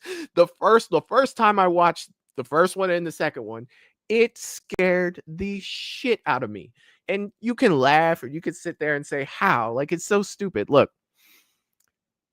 I've said this before, so I'm not telling you guys anything you haven't already heard me say, unless you're new, to the channel and you're checking this out for the first time. There's something in your brain when you watch something that's on like a camcorder versus watching a movie that makes you feel like, holy shit, this is real. Like, I don't know what it is. I'm not saying that it's, I'm not saying that's for everyone, but me being a kid, I watched a lot of home movies. Like we took a lot of home movies on a VHS camcorder. And to me, as a kid, watching home movies made me feel like, you know, my connection with the way that it looked, it was real. Like, oh, that's real life. That's not a movie. And that was burned into my brain. And then when I watched this shit, it scared the shit out of me. I don't know. I do not know why, but I dig these movies. I own all of them. I absolutely love them. I'm sorry. Paranormal Activities, not saying all found footage movies. There are some good found footage movies. There's some horrible found footage movies. I get it. But yeah, like Paranormal Activity for me had to be on the list for sheer box office numbers alone, if we're not going to go by what Michael thinks here. But I absolutely dug them. I had to throw this on here, especially number 2. Number 2 is my favorite.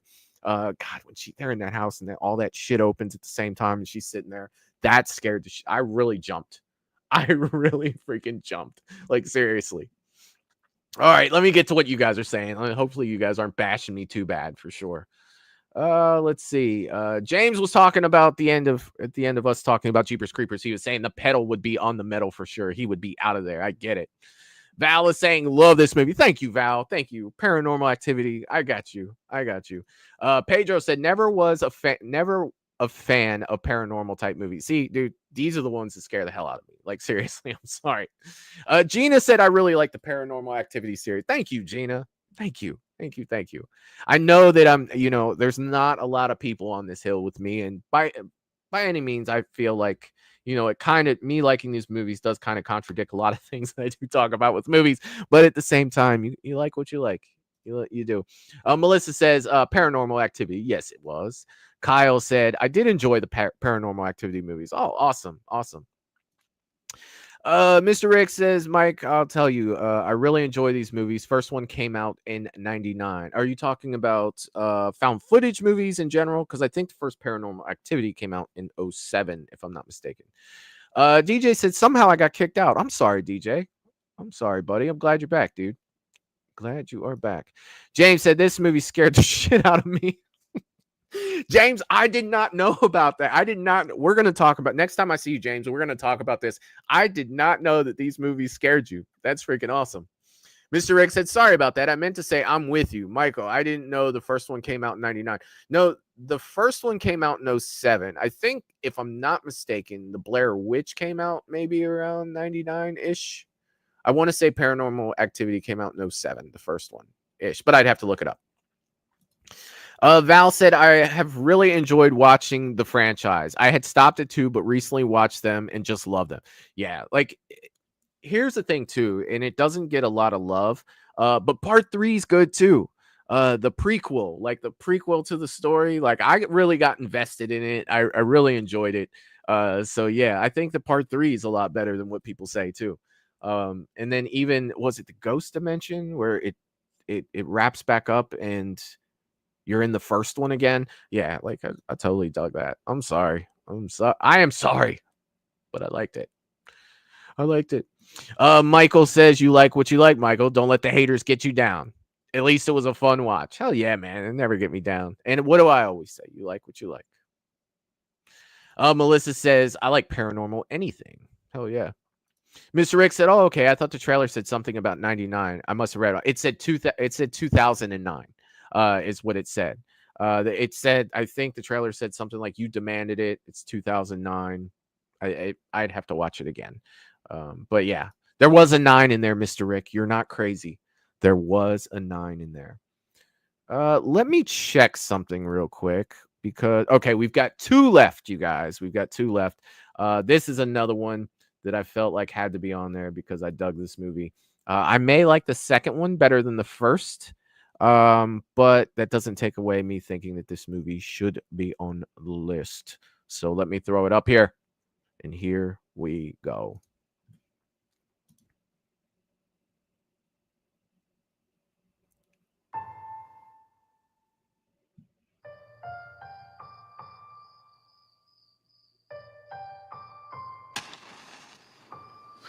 I just want to tell you something. What do you want to tell me? You were my girl. I love you, Jimmy.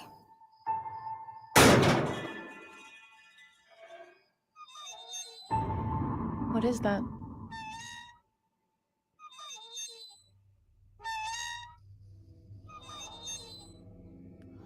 It's okay, there's nothing here.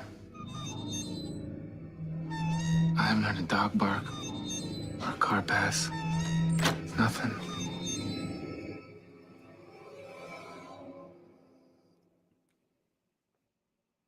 Oh, that scared the shit out of me the first time I saw it. He's in the house. There's someone out there.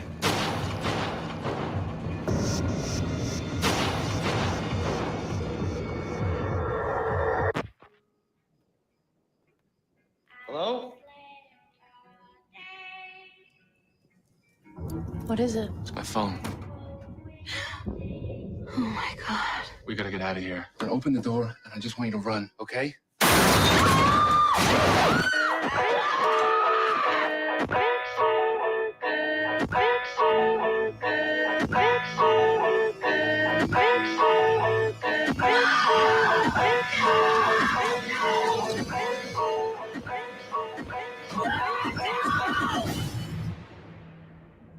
Why are you doing this to us?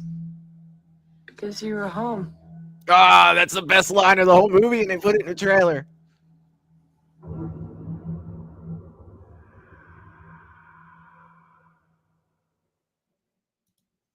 I think that's the best line of the movie, and they put it in the trailer. Oh my God. Why would they do that? Why would they do that? Why would they do that? James is saying, I have strange things happen in my house, but I'm not afraid. I think it's my mom and dad letting me know they're watching me up there. I got you, man. I got you. Pedro called out The Strangers. Yes, it is. Melissa called out The Strangers. Melissa says, I like 2 better. I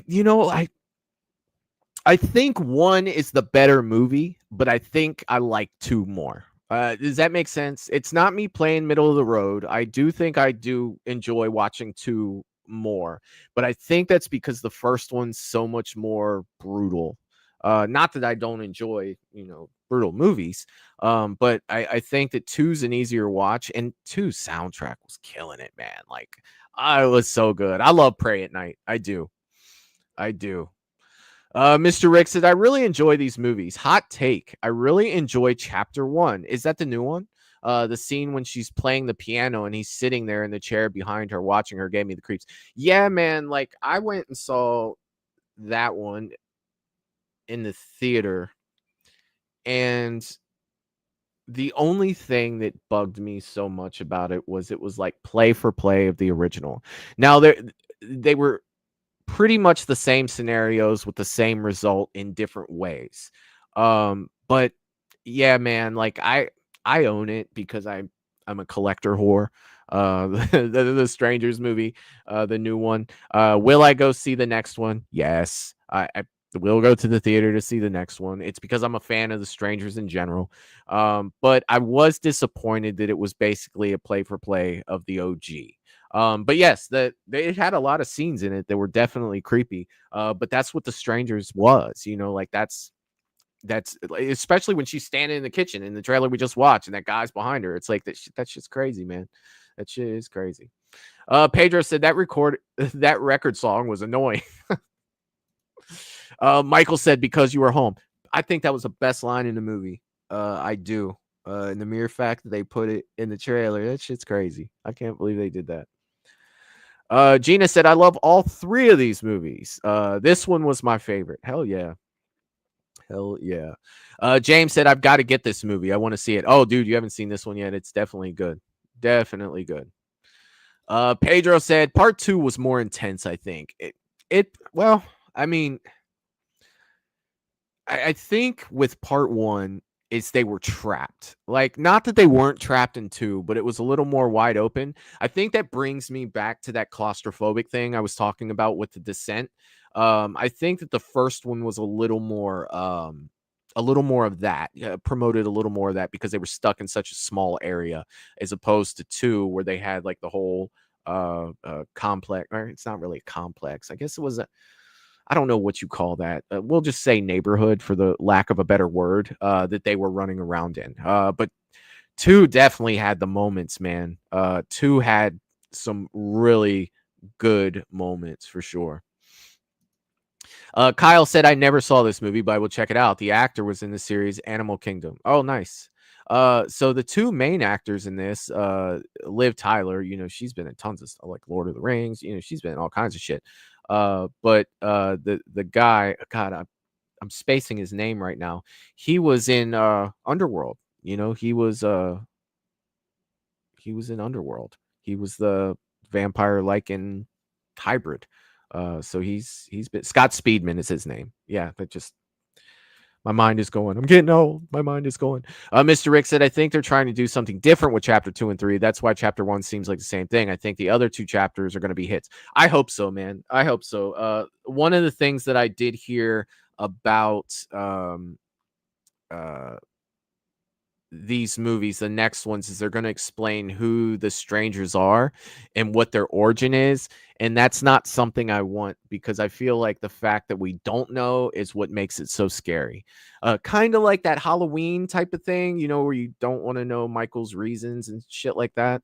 I think that pertains to the strangers as well, because they're strangers. You're not supposed to know who they are. That's the definition of a stranger.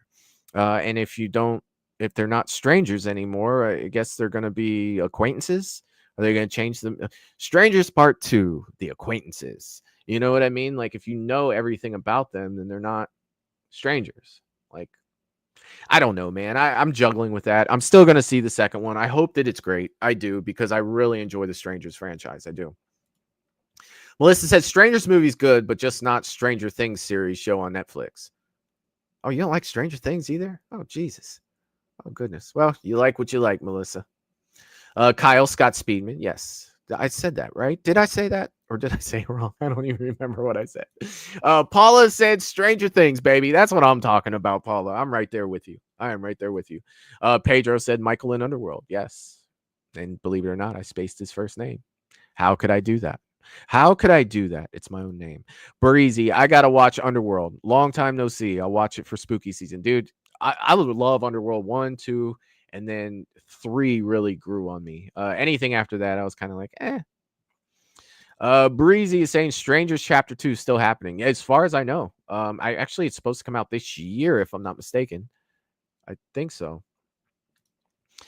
James is saying I should see the guy you get a lot of your blue. Yes. Yeah, dude. His name is Jason. Michael buys his Blu-rays from a guy whose name is Jason. Did I do it on purpose? Subconsciously, maybe.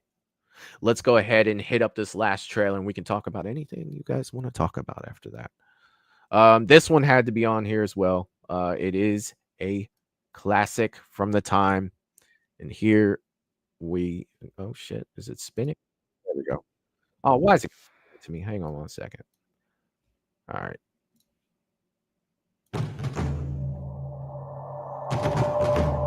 I got this feeling. It's a weird feeling. The cabin starts to shake, right? And the left side blows up, and then the whole plane just explodes. The plane explodes! It's not a joke! It's not a joke! We get thrown off the plane all because Brownie has a bad dream? I saw it. The plane! It's gonna blow up! It's gonna blow up! All 287 passengers are feared dead. Because of you, I'm still alive.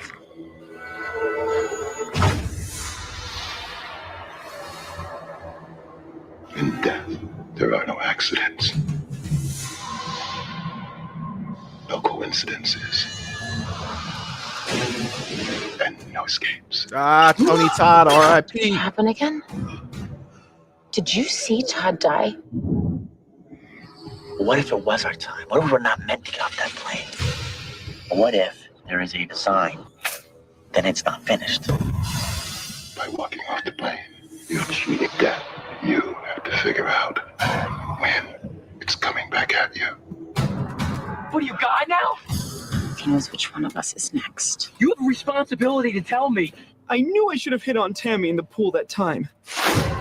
I'm not gonna let it happen, okay? Nobody has control over life and death unless they are taking lives and causing death.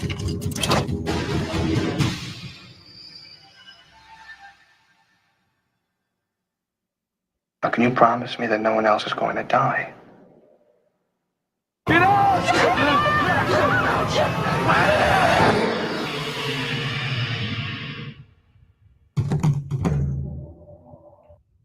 All right, it had to be on there. I had to put it on there. Such a look. Final Destination belongs there. I don't care what anybody says. This movie, anytime someone mentions Final Destination, talking about the first one, we're not talking about 2 with the log truck, because that's when someone said Final Destination, that's where my head goes. But when we're talking about Final Destination, the original, I'm gonna tell you the truth. The first thing I think of is the damn bus hitting that girl, where she just looks at them and she's like, you guys can drop effing dead, and turns around. That bus just runs her over. It's like, you want to talk about jaw-dropping moments watching a movie? Oh my God. That shit was absolutely crazy. That shit was crazy town for sure. All right, let me jump into the chat here and see where we're at. James, if you're talking about The Strangers, they made 2 and now they're remaking them where they have 1 out. So there's 3 total. And I think the next one is coming out later this year. Breezy said, speaking of Michael, what would you do in a new Halloween movie to make it unique from the others? Breezy, I am going to come back to this question. I'm going to put a check next to it, and we are going to talk about that because I do have a few ideas. Val said, so excited to see Final Destination Bloodlines. Yeah, I'm going to check it out. I will definitely check it out for sure. Kyle says, Final Destination, the movie that made me never want to fly. I get it, man. I definitely get it. Gina saying Final Destination 3 is my favorite. I can't wait for the new one. I don't know. I guess 1 would be my favorite, followed by 2, then 3. I think they probably go in order for me. But I love the fact that Tony Todd was in all of them. Every line that he said in these movies were like dimes. Like this dude, he would, oh my God, so good. So good. Mr. Rick said, I can't wait to go see Bloodlines in a couple weeks. I think it's going to be the best one yet. I hope so, man. I hope so. I hope that it's fantastic. Breezy said, there's no accidents, no consequences, and no escapes. Sounds haunting. Imagine if this was real. Dude, Tony Todd could make anything sound haunting. Like his presence alone in these movies, or in any movie he was in, he made everything better. And I honestly, truly, 100% believe that. I believe that you could put Tony Todd in anything and it would make it better. Like, seriously, Tony Todd was the shit. I get it, man. I get it. R.I.P. Uncle Tony. Yeah, rest in peace, my man, for sure. Mr. Rick, I just saw all these movies about a day and a half. Very good. Yeah, they were good. Kyle, R.I.P. Candyman. Look, hell yeah. I love the first Candyman. Second one, I watched that one not too long ago, and I really had a hard time staying awake towards the end, but the first one was fantastic. Paula said, I miss him. I miss him too. He's one of the horror icons that I never got to meet, and I will always hate that. I will. Val says, Final Destination franchise had some of the most wicked kills. God, that log truck. Like, I always go back to the log truck and the bus. Like, those two for me were the ones that got me, like, seriously, for real. Breezy saying Final Destination Bloodlines is my most anticipated horror movie of 2025. Wow, man, that's awesome. That is freaking awesome. James says, seeing this makes me think twice about being stuffed like a sardine in a flying tin can. I like it. I like it. Breezy said 3 is my favorite as well, especially the first 3. I haven't watched the rest. I think I own all of them, but I don't think that I think I've seen them all once at least, but for sure. James is saying, I want to see the clowns in the cornfield. Sounds like it's going to be good. Yeah, I mean, I hope so. I hope that it's great. Hell yeah. All right. Breezy is saying, I like how the shape is actually in the chat for the Halloween question too. Yeah. Now let me go back to the Halloween question. I will give you my honest opinion for that. Well, let me go back so I make sure that I get everything. Okay, let's bring this back. Speaking of Michael, what would you do in a new Halloween movie to make it unique from the others? Well, I think, and this is gonna sound kind of generic, but let me finish. I think that it starts with story. I think that you go back to what made the first one so great. You go back to Michael not having attachments. I know that there is a big part of the Halloween fan base that loved the brother sister angle. I was not a fan. I was more of a fan of him being John Carpenter's original version of not having any reason for what he was doing, to actually being the shape. There were no connections. There was just that he was evil. I think you go back to that. I think you take away, and David Gordon Green's trilogy did do that, and that was something I was very grateful for. And I think that's one of the many reasons why I liked Halloween 18 so much. I think that some of the things from the original that you couldn't do now, because it's outdated, you would probably have to try to find a way to bring that more current. Or if you're not, then you're going to have it take place uh, back then, back in the, late 70s, early 80s. Rob Zombie, with his two movies, tried to bring it more current. And for me, it worked in some ways, and then, in other ways that it didn't. So to make it unique, I think that you don't do too much to take away from what it is, because the thing that makes Michael so good to me is the mystery. Like, you look at Jason, right? I'm a huge Friday the 13th fan, and I don't have any problem knowing Jason's backstory. Jason's story is a story of hurt and revenge, to where Michael's is, it goes back to that night. Why did he do what he did? What happened? And the mystery behind that is something that drives Halloween, that makes it so good. You not knowing every little detail, because even in Rob Zombie's movie, knowing all the little things, like the beginning of Rob Zombie's Halloween, to where he's killing the animals, and you're just going down the serial killer checklist of, yep, he does this, he does this, he does this, yep, he's a serial killer, right? He hit all the little signs of being a serial killer. And to me, that made Michael common. One of the things with Michael is you want him to be different. You want him to be the essence of evil. You want him to be something that's monumental, something that's bigger than everything else, and not a common guy chasing his sister. I mean, we got enough shit like that. You could watch true crime and see some shit like that, right? You want something that's bigger, and the fact that Michael looks cool just isn't enough for me. I need the story to go with that. I need a reason for him to be the shape, to be the boogeyman, and not just to be the crazy uncle or the crazy brother chasing me who wears a mask all the time and has a knife and wants to kill me. I think that you go back, dude. And I think to go forward, sometimes you have to go back. And I think with Halloween, that's something they're going to have to do. They have to find what made Halloween so good and do something with that's new. Does that make sense? I hope that I answered your question. Like I can't give you one specific thing that's going to fix it all. I think that it's plain, man. And I think that it needs to be that, but it could be something great sticking with that, for sure. Let me catch up on the chat. I was way up the screen on, oh shit. Okay. Oh, shape percentage. Okay. Thought, I don't know what that is. Val says no to the brother sister. Yeah, I'm not feeling that. I am not feeling that. Breezy said I would pull the trigger on Michael's powers, which they should have been did. Keep it ambiguous towards the ending, though. I agree with Val too, for sure. Yeah, like that's 100%. Like, I'm not. Yeah, I don't want the brother sister stuff. I don't.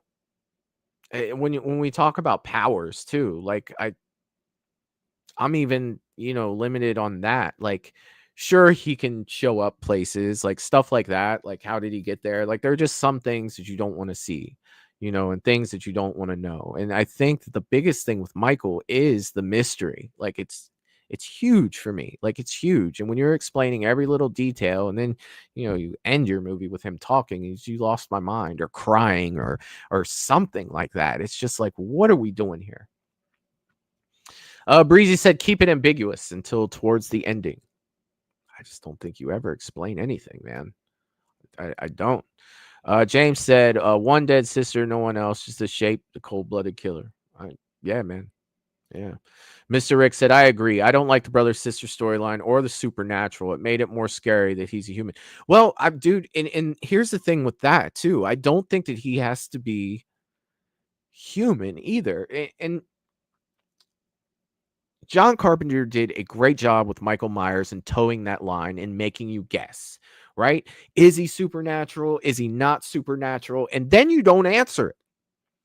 You have him doing some shit to where it's like, maybe he is. And then you have some other shit that happens to where it's like, maybe he's not. And I love that you don't know, right? You keep it grounded enough to where that question stays viable, and it just adds to the mystery of Michael. To me, Michael's essence is shrouded in mystery, and that's what makes it so good. Now, of course, you have to have the story to go with that, and a lot of the Halloween sequels didn't have that, and they shined a light on the mystery, or again made him cry, or got his balls electrocuted. Like there were some bad decisions made along the way, right? There was, and that was all for money, and I think that you almost got to start over. You do have to start over.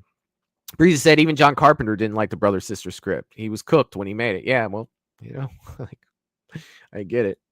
Val said, see, Breezy, I'm not a fan of the shape having some kind of power either. For me, it's a way more scary not knowing why he is the way he is. Yeah, that's what Val, you probably said it better with your words than I was saying it. But that's what that's where I'm trying to get to. It's towing that line. He could be, he might be, he might not be. I think that's all a part of the mystery. Dominic St. Clair is in the building. What's up, Dominic? I hope you're doing well, my friend. Breezy said the shape reminds me a lot of the Omen, except he's no demon, more of an abstract entity. And it's just like, yeah, I mean, maybe not, and that's the thing. Like, what the hell is he? Because every time I stab him, he keeps sitting up. You know what I mean? So, hey, Evans Loomis, he's not a man. You know what I mean? Like, could be, might not be. It's tough. It is tough. Well, Val, Michael has always been half human, half supernatural. In the words of John Carpenter, he even says that he's more of an entity, not a human, so it works. Well, his exact words for Michael was, Michael is a force of nature. So, I mean, even that's open to interpretation, right? John Carpenter's never going to give you one or the other. He's not. He's not going to tell you. Dominic said, how would you rank the decades of horror, Michael, from your experience? Oh, that's a very, very good question. How would I rank them? Like, starting with, like, I can only really go back as far as the 70s. I mean, I can tell you about Psycho. I absolutely love Psycho, but I didn't see enough from the 60s to go back that far. 70s, I thought was great. 80s, I thought was great. 90s, it's tough to rank them 1, 2, 3, 4 because they all had their own like flavor. Like, they all had their own spin on things. Like you look at the 70s, the 70s I look at as quality over quantity. You had things like Alien. You had things like Jaws. You had the Texas Chainsaw Massacre. You had Black Christmas. You had Halloween. Those are the main ones that I think about. As for the 80s, you had a lot of good shit, but you had a lot of bad shit too. So that's why when I think about the 70s, I think of quality over quantity. But the 80s had its own flavor too, which was different from the 70s. But it doesn't make it any better or any worse. So to really answer that question, man, I'd probably have to sit in a dark padded room for about 6 months with a straitjacket on to come out with an answer, to be honest. Val is saying no family connection, no cult BS, no power crap, just straight up evil. Reality is there are some out there that are just evil, black inside, no reason needed. I agree. James said, right on, Val. Breezy said, it would be cool if there was a plot where they tried to find Michael's origin, but in the end, Michael wins and it stays a secret. I think that I'm just more of a plain... Look, you guys know that I talk a lot about Jason, but I'm very particular about Halloween, and that's why I'm so hard on Halloween. I'm very hard on Halloween, and I refuse to say something's good if it sucks. It's because I like it so much. All right. Halloween, the original Halloween, is my favorite slasher of all time. I've said that multiple times. What they did with it, and I just see like, well, it also depends on when you were born and what the first one you saw was, and this and that. But I just see people who will love a bad movie because they like the people in it. And it's not just Halloween, and it's not. It's like it's all of them. It's Nightmare, it's Friday, it's Scream, to where they could come out with a trash ass movie and people are gonna be like, what, it was pretty good, I liked it. Well, I like Ghostface, or I like Jason, so it was good, I loved it. And it's just like, no, I can't do that. I am the hardest on the franchises that I love the most. And I feel like I talk so much shit about Halloween, and it's not coming out of a place of hate. It's coming out of a place of love. It's like, do better. We deserve better.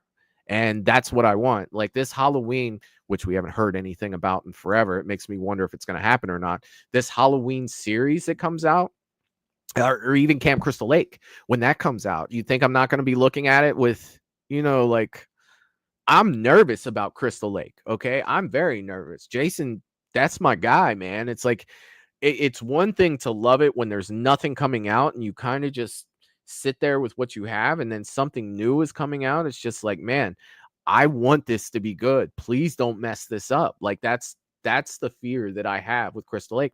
That's the fear that I had with Ends. And to me, Halloween Ends, whether you loved it or hate it, for me, it's not what I wanted. It's not what I wanted to see. And it hurt. And hurt sometimes turns to aggravation, and it's almost like it's May the 4th. They know, so I'm talking like a Sith from the dark side.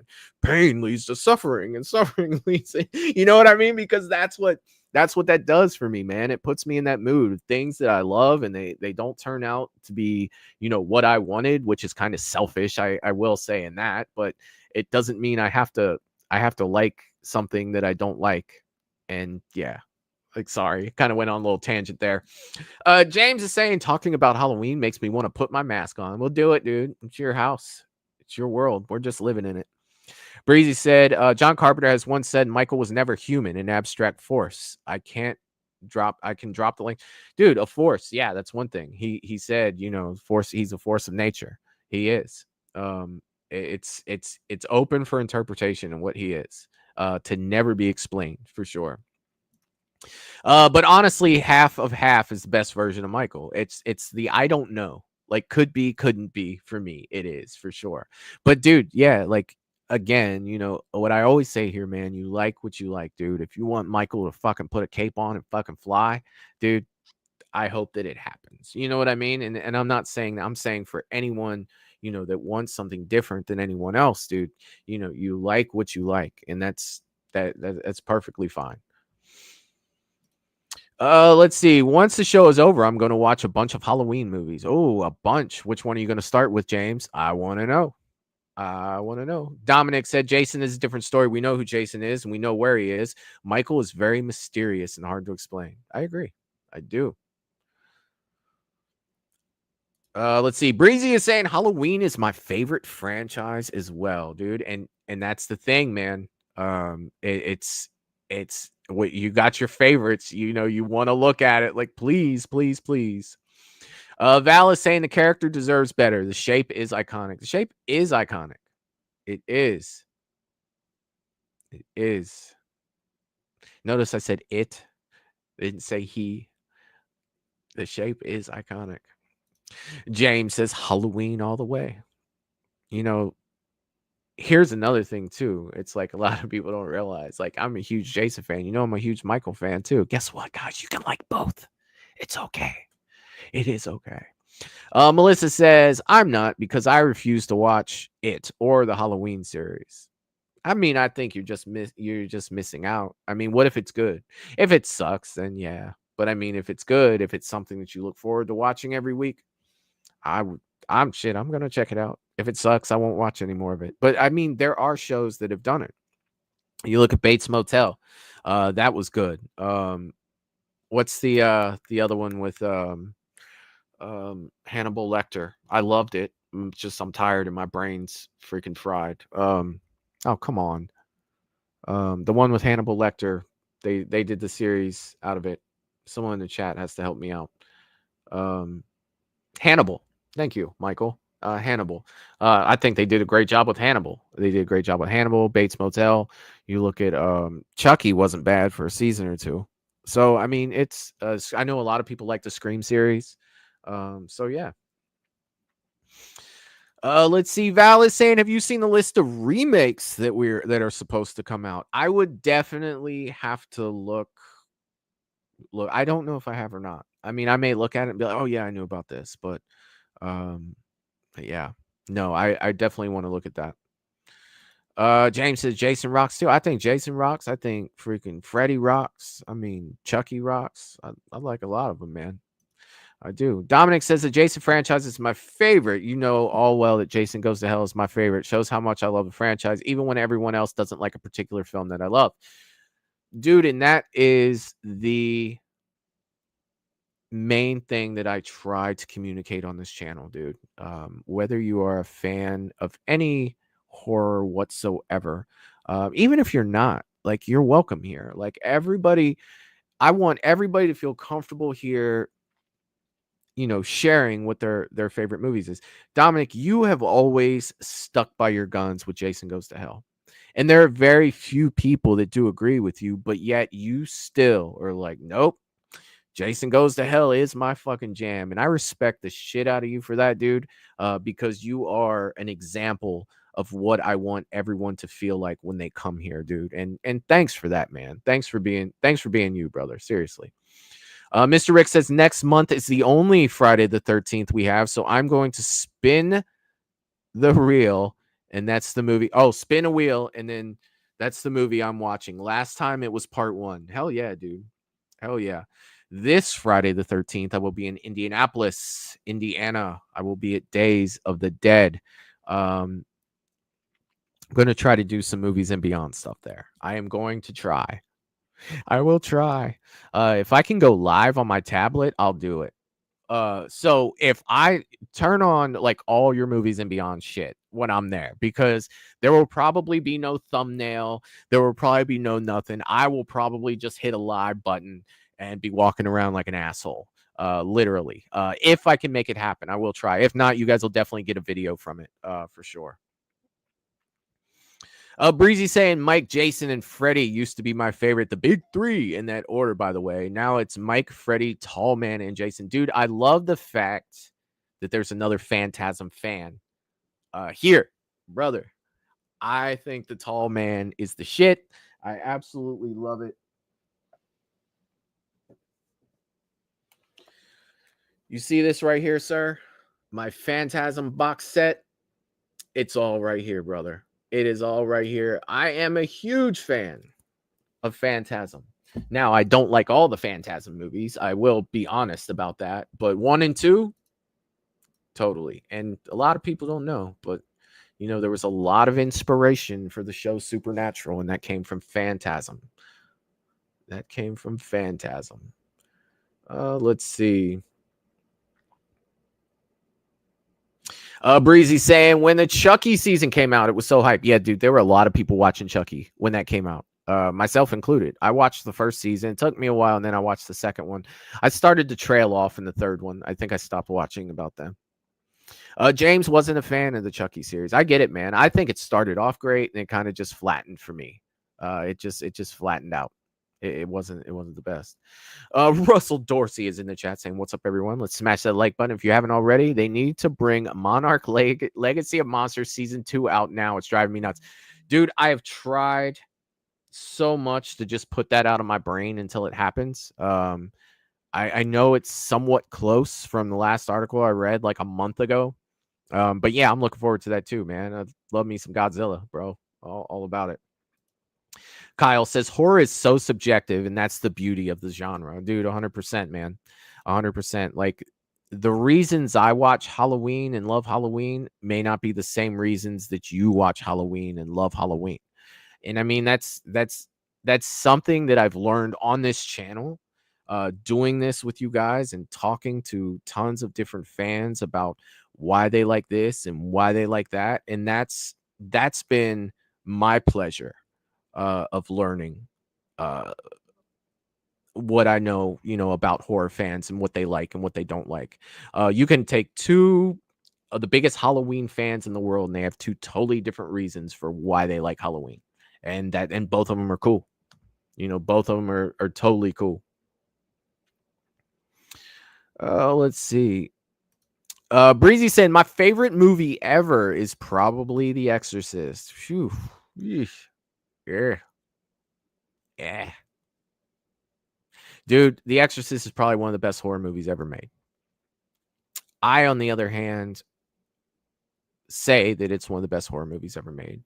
I see why it's the best horror movie, one of the best horror movies ever made. But I myself saw it at a time in my life that I had no business watching that movie. And it literally, I just can't sit there. That's not a movie that I can watch a lot. It's not. But I recognize I recognize its greatness. I do. Val is saying Dom will die on the Jason Goes to Hell hill. Hell yeah, man. And hell yeah. I love it. I absolutely love it. Russell said Phantasm 1 to 3 is the best. Dude, Phantasm's a shit. Like, I seriously, when we talked about this earlier, I would love to see him battle Pinhead and the Cenobites. I think the tall man wins. I do. But I would love to see that fight, man. I definitely would love to see that fight. Breezy says tall man is underrated. Dude, he is underrated. See, man, finally somebody else that gets it. I get so much shit for liking the tall man. Goodness. Michael saying Days of the Dead. Can't wait, Michael. Disappointed Ty West cancels. Oh, are you going to be there, Michael? Michael, are you and Gina going to be at Days of the Dead? I will be there Friday, Saturday, and Sunday. Just look for a guy wearing a hockey mask and jeans and a Friday the 13th shirt. That will be me on Friday, guaranteed. I cannot wait. It is Friday the 13th. I will be trying to hang out with Derek Mears that day, at least until he calls security or has me kicked out of there, because it is Jason Day, man. And what better place to be than wearing a hockey mask, hanging out with Jasons? That's what I'm talking about. DJ said I never saw that movie neither. Oh, should check it out, man. Check it out for sure. Breeze is saying I love all the Phantasm movies besides 5. I like it though. My favorite of the series between the OG or Phantasm 4. See, dude, I really liked 2. So it's crazy. Like, we both like Phantasm. OG is definitely the OG. That is my number 1. But I really like 2.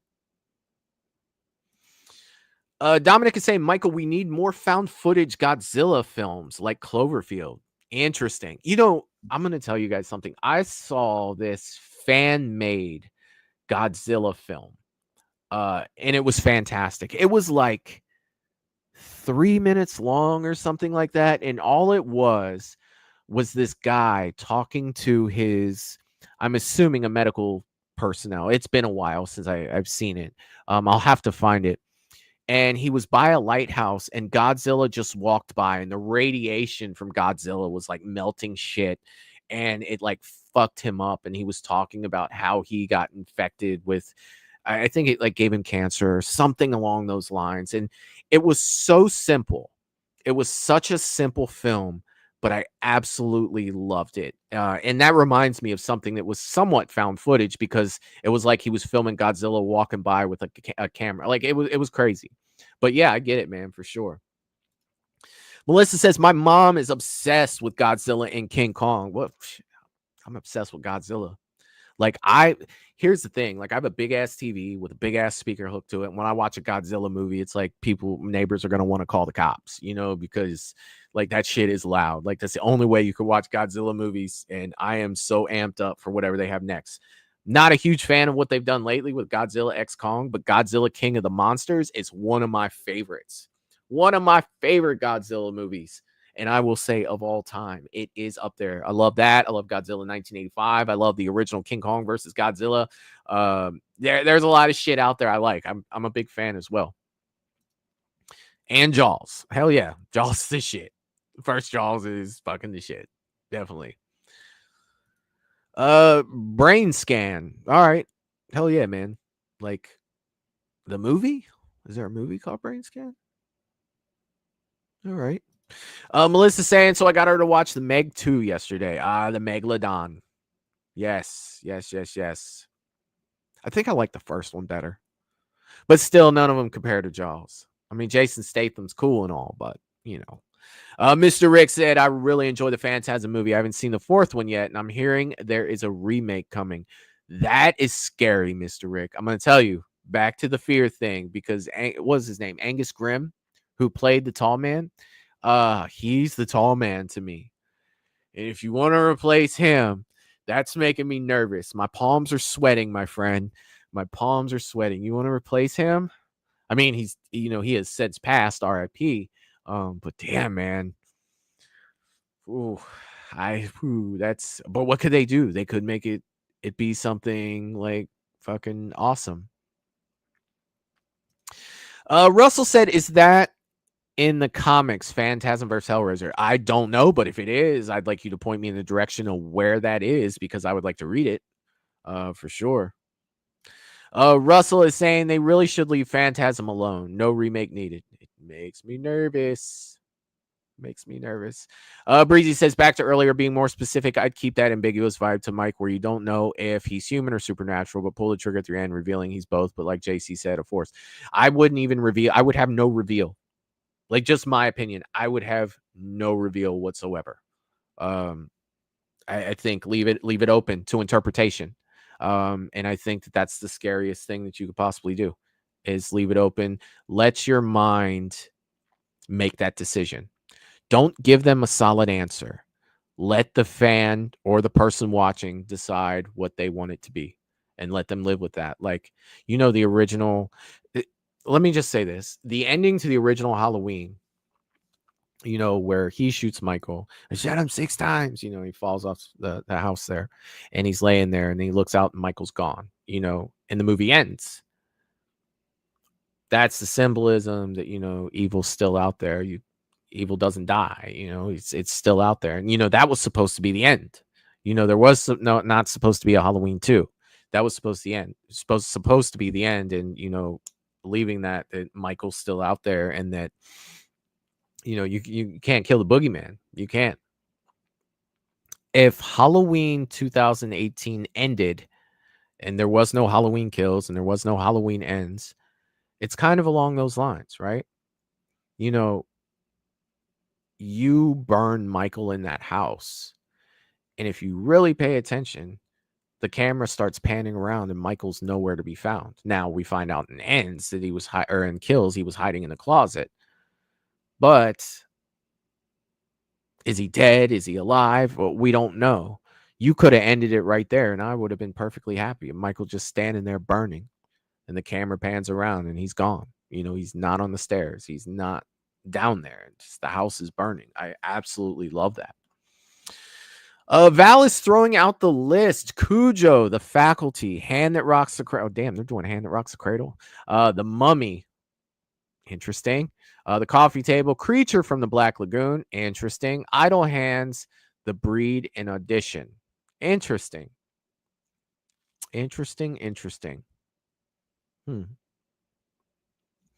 Mayan is in the chat saying, hello, Movies and Beyond fam. What's up, man? I hope you're doing well, my friend. Breezy is saying, I think Tall Man is the most powerful villain besides Mr. Sims, but I still prefer the Tall Man over him via bias. Dude, most of it's via bias. Anytime we say anybody's better than anybody else, it's via bias. I agree. I do agree with that. Breezy is also saying the most powerful horror villains, Tall Man, Mr. Sims. Oh, you put Sadako in there. Hellraiser, I got you. Russell saying, seen the trailer for Breed. It's different. It's a different name, though. It's not called Breed on the remake. Interesting. Shit, I don't think I've seen anything on any of that. Melissa says, I like the one with Kong Island with Samuel L. Jackson. Oh, Kong Skull Island. It wasn't bad. That wasn't bad. I really liked, what's his name in that movie? He was the crashed pilot. And he's sitting there laughing with the soldiers, and he's just like, you shouldn't be here. Oh, it was so good. He was Dale. He'll always be Dale to me. Or Mike Honcho. Mike Honcho. I know you guys have seen Talladega Nights. Breezy saying the Tall Man and Mr. Sims wash all other horror villains. Sadako is underrated as well. Got you. Val is saying there's a movie called Brain Scan. I think it's with Ed Furlong. It's not like Scanners, is it? Wasn't Scanners like the 80s movie where their heads would explode? That shit was crazy. Like, I haven't seen it since the 80s, but I just remember people's heads exploding. Oh, that shit's crazy. Mayan has been a member for 14 or 11 months. I feel like I celebrate a month here every week. Well, that's awesome. Congratulations, and thank you very much for being a member here at Movies and Beyond. Thank you. Thank you. A million times thank you. Paula said Scream 3 was cool. All right. All right. Dominic said Mr. Sims from Tales from the Hood is definitely underrated. Definitely an underrated horror villain. Yes, he was. Yes, he was. James said the dumbest thing they've ever come out with is Sharknado. I can watch those and laugh, though. Like, I don't think that Sharknado was meant to be taken seriously. I kind of feel like the Sharknado movies was just like, hey, look at this bullshit. Like, this is about to be some bullshit right here. Watch this. You know, and it was what it was, man. Like, I don't think it tried to be anything other than that. Breezy saying the first 2 and 4 are the best in the franchise for me. 3 is good too, but it turns into Home Alone for a minute. I got you. Dominic said also the Crypt Keeper from Tales from the Crypt is underrated as well. Ooh, what's his power set? What is his power set? But yeah, Tales from the Crypt was a shit. I remember watching that late nights when I was a kid. Breezy said the original actually revealed he's half of half in the end. JC also revealed this in his interviews. Yeah, but I mean, it's whatever. I'm not going by it. Like, dude, what they did with Halloween, I can't. Russell said the Cujo remake will be on Netflix. I want to watch the OG Cujo right before that one comes out. Kind of compare the two. Russell says John Goodman. John Goodman was in Skull Island as well.